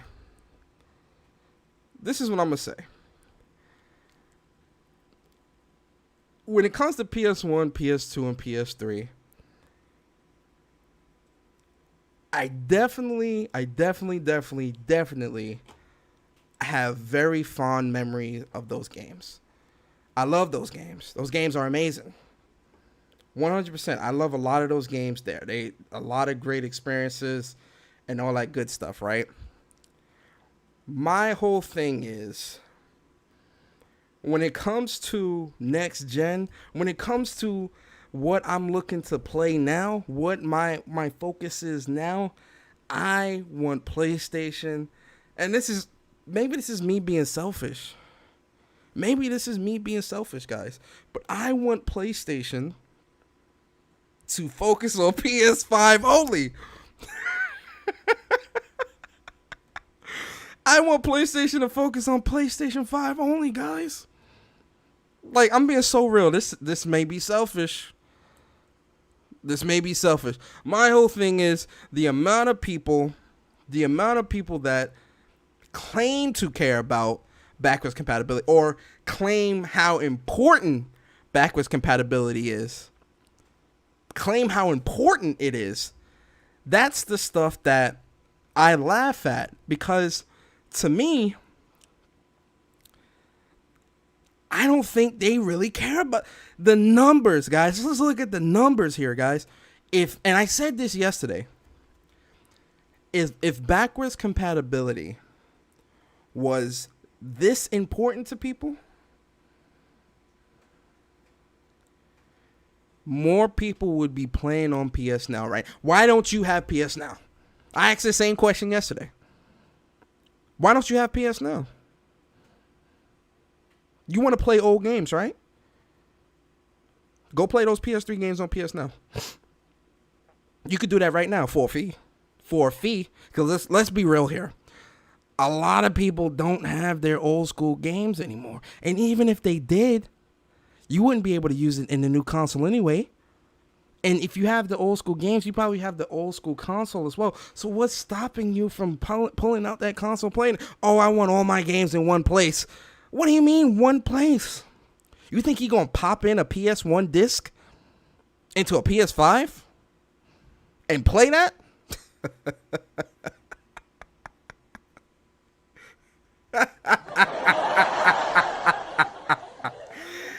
I got news for you, ladies and gentlemen. You ain't popping in shit.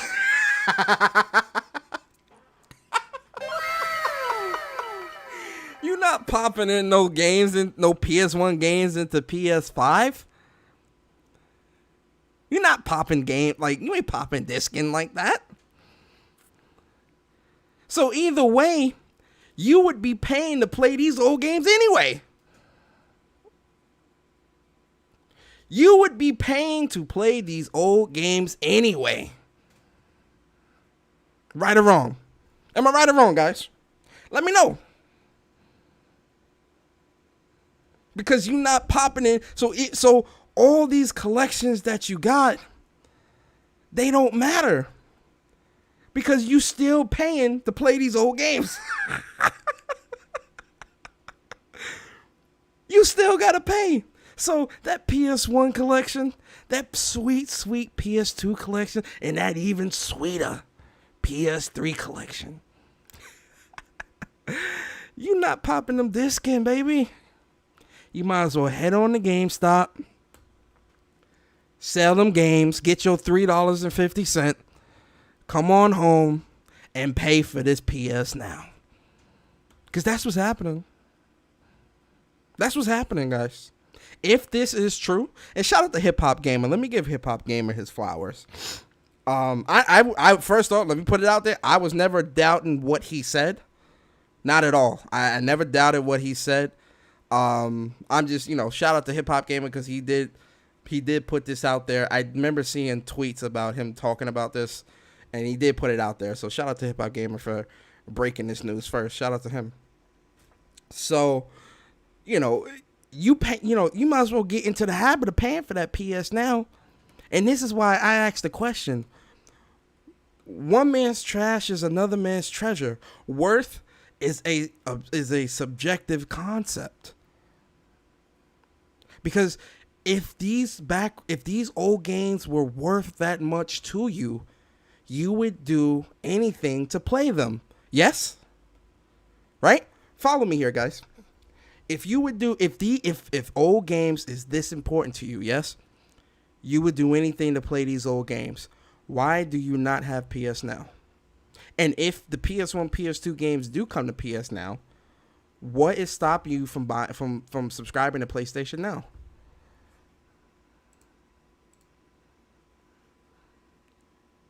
You love these old games. If you seriously think that you're just gonna pop a disc in and play these old games, it's not happening. It's not happening, guys. That's not how this works. So you would be paying for this stuff anyway. Regardless if you have the games or not, you're paying a subscription to play these games. You're going to pay to play these old games. So I ask this question again. What is stopping you? What is stopping you from paying for PS Now? It's got PS3 games. We all love PS3, right? We still don't know if that patent means what you think, though. You're right, OBJ. We don't. But we can speculate. We don't know. We don't know what the patent means. The patent could just be, they said that it's emulation through the cloud. And PS Now, you're playing a lot of those games because PS Now used to be Gaikai. So where else would they put the games besides PS Now? That's my whole thing. Where else would the games go? You feel me?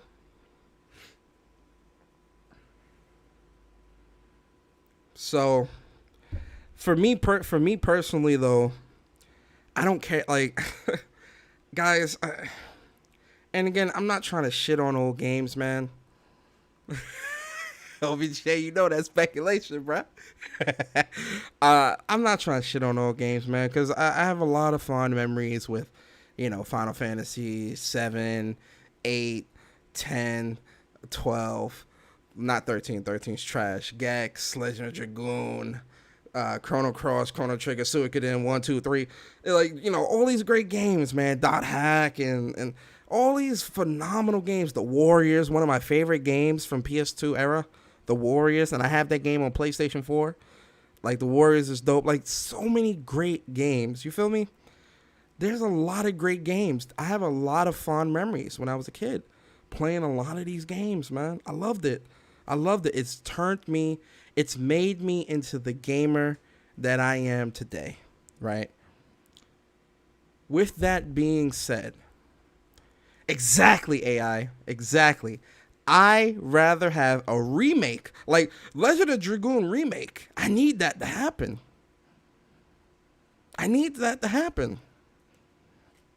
But the other part of me, the other side of it is, I want I want next gen. Like I really want because I've said this before. I feel like next gen is going to be a true generational leap in gaming, right? So since we are getting this generational leap, I really want all developers, all developers. I want all developers to take advantage of next gen consoles. I want their focus to be on that. If you are going to go back to an old game, I would want it to be a remade for the ground up within the PlayStation 5 or next gen environment. Not remasters, not no touch-ups here, touch-ups there. Let's devote all of it to a complete remake if we're going to do that. But even with that, I don't even want that much of that. I want new next-gen experiences, continuations of amazing games within next-gen environments. This is what I want. This is my focus. This is what I care about right now. Right? We're at the end of the PlayStation 4 and the Xbox generation. We're at the end.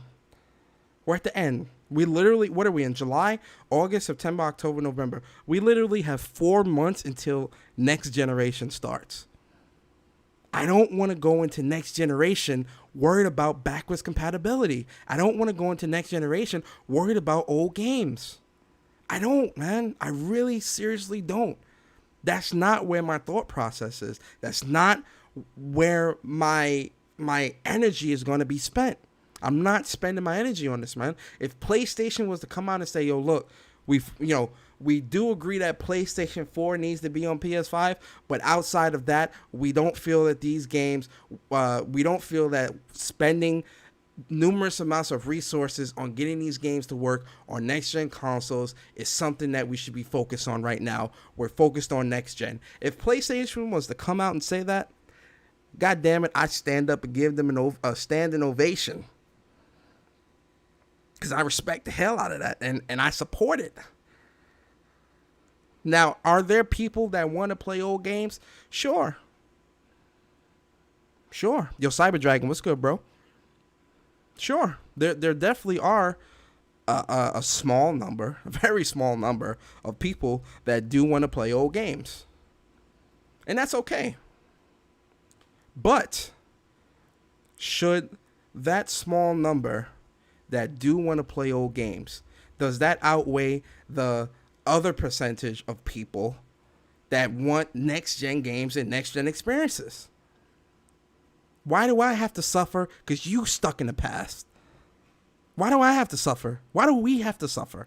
Why does anybody have to suffer? Now, there's going to be another portion of people that will say, well, why can't we have both? We can have both. That's you paying for that emulation on PS Now. You about to get this muddy-ass PS1 game with tank controls. Yo, I hope these people don't think that, you getting 4K 60 up-res and they touching these games. No. No, sir. You about to get these muddy-ass controls, muddy-ass graphics, and these tank controls, and you going to sit here and you enjoy it because you want to play old games. Whoa! Is that my boy Chuck?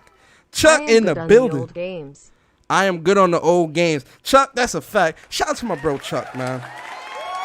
Shout out to my boy Chuck, man. Shout out to my boy Chuck in the building, man. TOA boys in the building. Guys, make sure you guys subscribe to my boy Upchuck Gaming.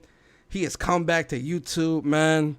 I'm so glad he's back. I'm hype. He put out a couple nice podcasts talking about some good stuff, man. Support my boy Upchuck Gaming, man. Shout out to you, Chuck, man. I appreciate you, brother. I don't care. Okay, that's a good question, J0.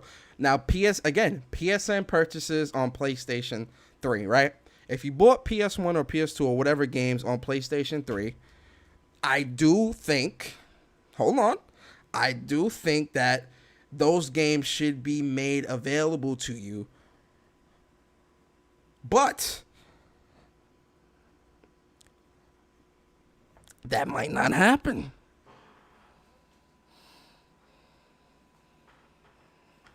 That might not happen, man.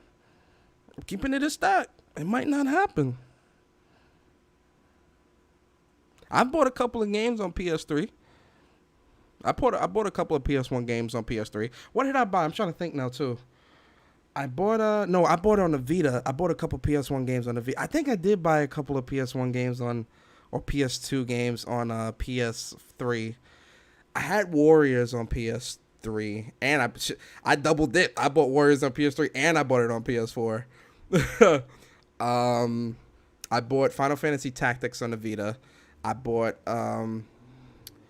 Xenogears on the Vita. I bought Chrono Cross and Chrono. Did I buy Chrono Cross or Chrono? I think I bought Chrono Trigger. What else did I buy? I bought Final Fantasy. Did I buy Crisis Core on the Vita? Now that I'm thinking about it. Yo, Mook Allen. Appreciate the super chat, bro. Did you see Spider-Man 60 FPS vid on Digital Foundry? No, I did not actually, Mook. I gotta check that out. See what that's like. But that's why I think the 60 frames per second mode needs to be there. I think an option should be there. Warriors was one of my favorite games. I love Warriors so much. I did grab Bully, right? But that's the thing too. I feel like, and this is me kind of being, because I'm sure there's a ton of games that we've bought on the PlayStation 3, or there's like PS1 games or whatever that was on the PlayStation 3. I feel like, and again, this gonna sound bad. I feel like those folks would rebuy those games if PlayStation put them on the PlayStation Store. I feel like, folks that bought them would buy them again. I feel like they will buy them again, man, straight up. AI says, when I really want is Capcom to stop milking Resident Evil 4 and make Dragon's... Yo, AI, I've been waiting for Dragon's Dogma 2 for like 5 years now, man. Because I played Dragon's Dogma on the PS4. That game is amazing, by the way. Dragon's Dogma is amazing. Such an amazing game. I played that game on the PS4, and I fell in love with it so much. And I'm sitting there, I'm like, yo, I need a Dragon's Dogmas 2 ASAP. That game is so good. I love Dragon's Dogma. Just give me Infamous games on PS5. Still can't believe we never got them on PS. Dom, you make a good point. I'm actually really surprised that we didn't get like an Infamous remaster pack on a PlayStation 4.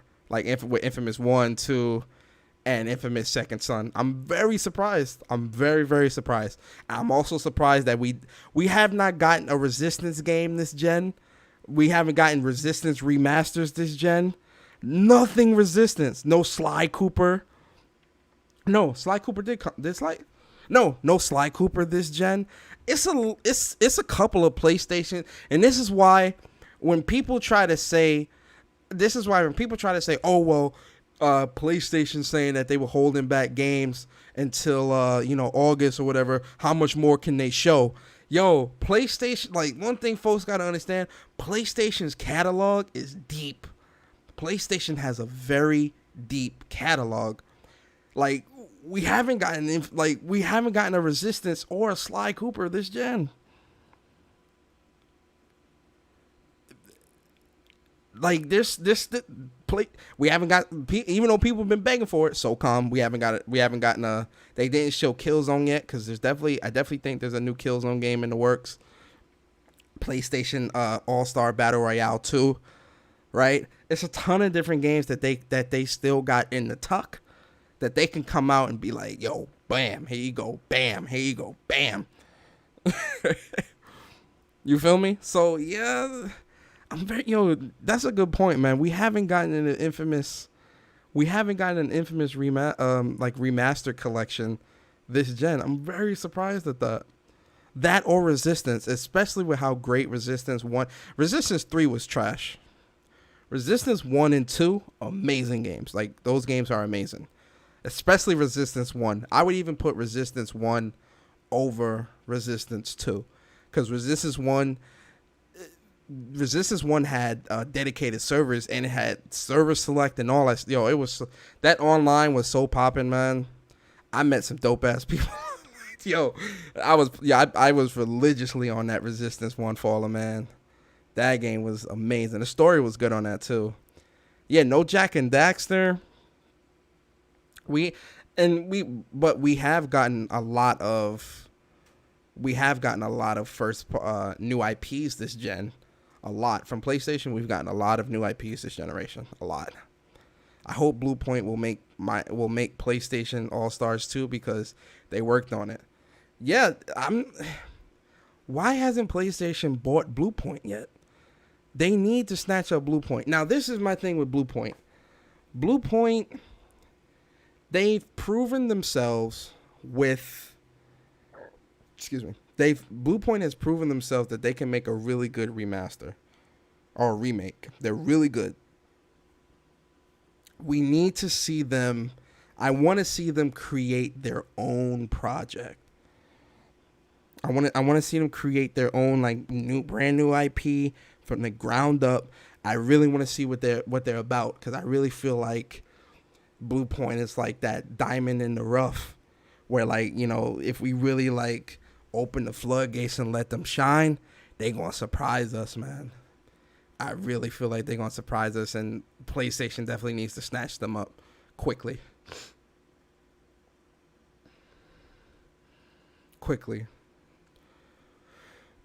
But yeah, that's the show, guys. That PS Emulation, y'all better be ready for that. Y'all gonna have to pay for that though. Bluepoint needs the opportunity. I think PlayStation needs to give them now. I think next gen though, we might see that though. I think PlayStation might be like, all right, you've done some good remakes for us, so here's some money. Create your own project. I want to see what they come up with. I really do. But yeah, guys, this is the show. We're gonna stop it right here. I'm almost done with Last of Us 2. I'm in the process of I beat the game already. I'm doing my second playthrough, so I could get the platinum. I will have the platinum tonight. Y'all gonna see that. Y'all gonna see that post on my Twitter, probably in the middle of the night. Cause I just got the Abby section. I'm about to level up her guns real quick, level up all her moves real quick, and get this platinum, because those are the last two trophies I need. I want to do that before. I want to get this platinum before Ghost of Tsushima comes out, because once Ghost of Tsushima comes out next week, I'm playing that until I platinum it. So, there's that. And then this weekend, I'm playing Sword Art Online. I can't even. It's the new Sword Art Online that just came out. I'll show y'all a trailer of it real quick. I got y'all. Hold up. I got you. That new SAO fire though, man. That new SAO is fire.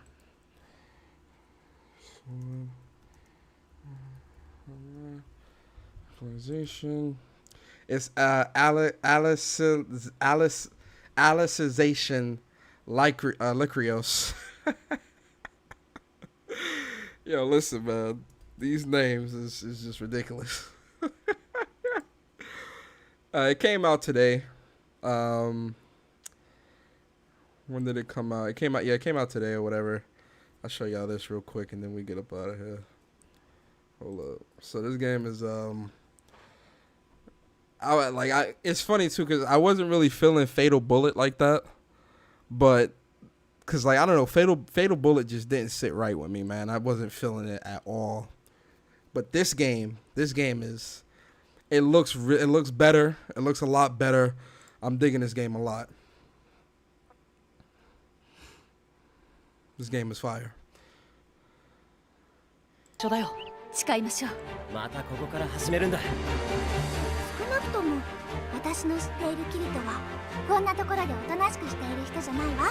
皆の者、この者たちは And this story is from the anime too. 反逆者だ。大切なもの取り戻すために救世主にならなければならない。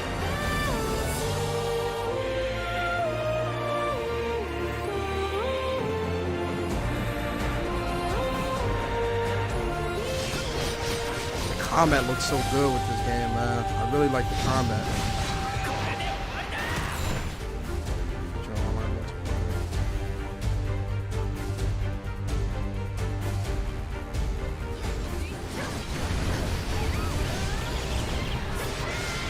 like the combat a lot.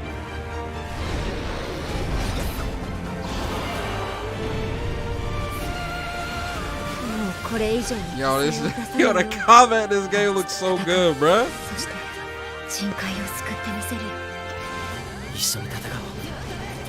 Sword Art has always had good combat though. Like, their combat is always good. Only problem with Sword Art sometimes with some of the games is like they talk too much, man. But this one looks really on point, man.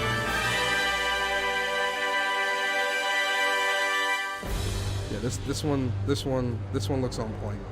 This looks official, man. This game is on point, man. I'm gonna play this tonight, but I want to get this platinum in Last of Us 2 before I play anything else, because if I start playing that, man, it's gonna pull me away. So Last of Us 2 story, I'm gonna finish my second playthrough, get this platinum, then we're gonna play Sword Art Online for the weekend, man. That's the plan. That's the plan, man. Yo, Chris Righteous, what's good with you, bro? This will hold us over till Tales of Arise. Yeah, yo, listen. I'm waiting on that Tales of Arise, man. That yo, El Matador. What is good, man? I'm waiting on that Tales of Arise, man. That Tales of Arise is... I'm so hurt that got delayed. I'm so hurt that got delayed, man. It hurts. It hurts my soul. But, you know, I'm holding out for that game. But I think Sword Art will definitely hold me over for a little bit. It'll definitely hold me until Ghost of Tsushima, and then Ghost of Tsushima that'll definitely hold me. I'm definitely doing, you know, I'm gonna be deep into that game for at least a week, 2 weeks. So, you know, it's that's it, man. I don't like SAO as a franchise, but have fun. Yeah, I mean they do those yearly releases, and they kind of was falling off because my favorite SAO game, this gen at least, is Sword Art Online Lost Song. That game was really good. Then they came out with Axel World versus SAO, which was trash. I wasn't feeling that shit at all. SAO Hollow Realization, I was digging it, but they talked too damn. Yo, they were talking too damn much in that damn game. I'm like, yo, y'all talking too much, man. God damn, let's get back to the real shit, man. Because like a lot of the talking was bullshit. I'm like, come on, like it wasn't even like good banter. It like because normally, you know, SAO has some pretty good dialogue banter, because like, you know, they do a lot of bantering in these games, and like, you know, they go off the rails and like, you know, funny moments, quirky moments. But like in this game, in Hollow Realization, the banter and back and forth were like trash. I wasn't feeling it. I was like, I can't play this, man. This shit is just not good. Fatal Bullet, I didn't like it. It just didn't. That game just didn't sit. Like, I don't know. I couldn't get into it, and I tried twice. I restarted the game twice, and I'm like, I just can't. I cannot play this shit. I can't play this game.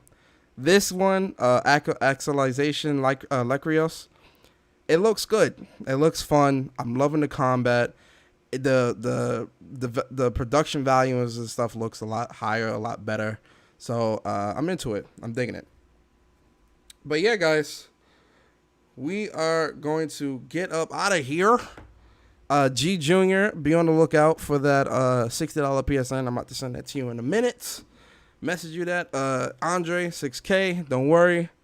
Your Ghost of Tsushima, you will have that Friday. I promise. I got you.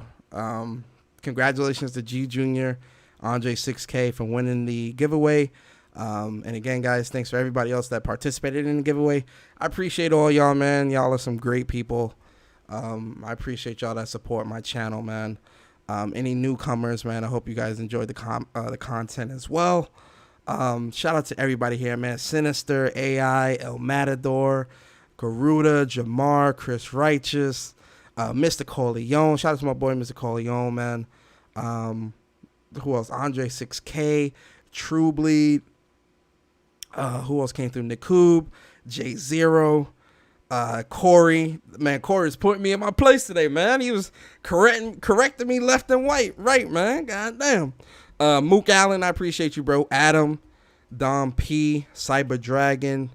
Who else came through? Who else? Upchuck Gaming, my boy. Shout out to you, man. Who else? OBJ. Shout out to my boy OBJ, man. Absolute MMA. Appreciate you. Vedger, I appreciate you as well, man. Eamon Duranovic, I appreciate you, sir. Who else came through? The almighty Spartan God in the building. I appreciate you. Who else came through, man? There's a lot of y'all in the chat today. A lot of y'all. Vanny Pan, day one in the building. Appreciate you, Vanny, coming through. Dribble, I appreciate you as well, sir. Thank you to everybody, too, that you hit that super chat, man. You guys are amazing. Thank you for the support. Demolish, I appreciate you. And whoever else was here, man. A lot of y'all, shout out. Oh, Sick, Bari, Dragon Sword. Appreciate y'all coming through, man. Day ones as well, man. Those my boys. Yeah, man. Definitely a great show, man. Support Gaming. Appreciate you too, man. Definitely a great show. Really fun, guys. Also, real quick, if you guys are looking for some really good content creators, really good content, real entertaining, the dudes actually play video games, man. Need some real gamers, man. They're not going to sell you no bullshit. Jay Bari and Sick Humor. The links to their channels are in the description. Definitely check those boys out, man. Really great content creators. I support them 100% in everything they do, man. So shout out to them. Yo, Lay, what's good? Plus Ultra, man. Appreciate y'all, man. Shout out to y'all, man. One last round of applause for the people in the chats. One last round of applause for the people in the chat. Yo, Raph, man, appreciate you, bro. Appreciate you, man. Again, shout out to the lurkers as well. I know a lot of people just come through and they listen to the podcast and they don't really type or nothing like that, man. So shout out to the lurkers as well. That's it for me, man. This weekend, I'm gonna chill this weekend. Like I said, I'm gonna play Sword Art and kind of chill this weekend. But Tuesday, new podcast, man. Talking about new episode, I should say. Check me out Tuesday. And yeah, guys. Oh no, I'm lying. Wait. Sunday is the Ubisoft conference. We're gonna watch that. I'm gonna do a live reaction of the Ubisoft conference. So I gotta figure out what time that's gonna be and set that up. But the Ubisoft event that's happening Sunday, we're gonna watch that because I definitely want to see this Assassin's Creed gameplay when it's not a work in progress. I definitely want to see this Assassin's Creed gameplay when it's not a work in progress. So that Ubisoft event, live reactions is definitely happening. Be on the lookout for that. I'm gonna put up when it's gonna be Sunday. When I look it up, I'll put it up later today. And be on the lookout for the notification on Sunday. So I hope I see you guys there as well. But with that being said, guys, I'm going to get up out of here. Hit the like button. Subscribe if you enjoyed the content. And I will see you guys on Sunday. Be safe. Have a fun weekend. Play some games. Wash your hands. Wear your mask. And I'll see you guys.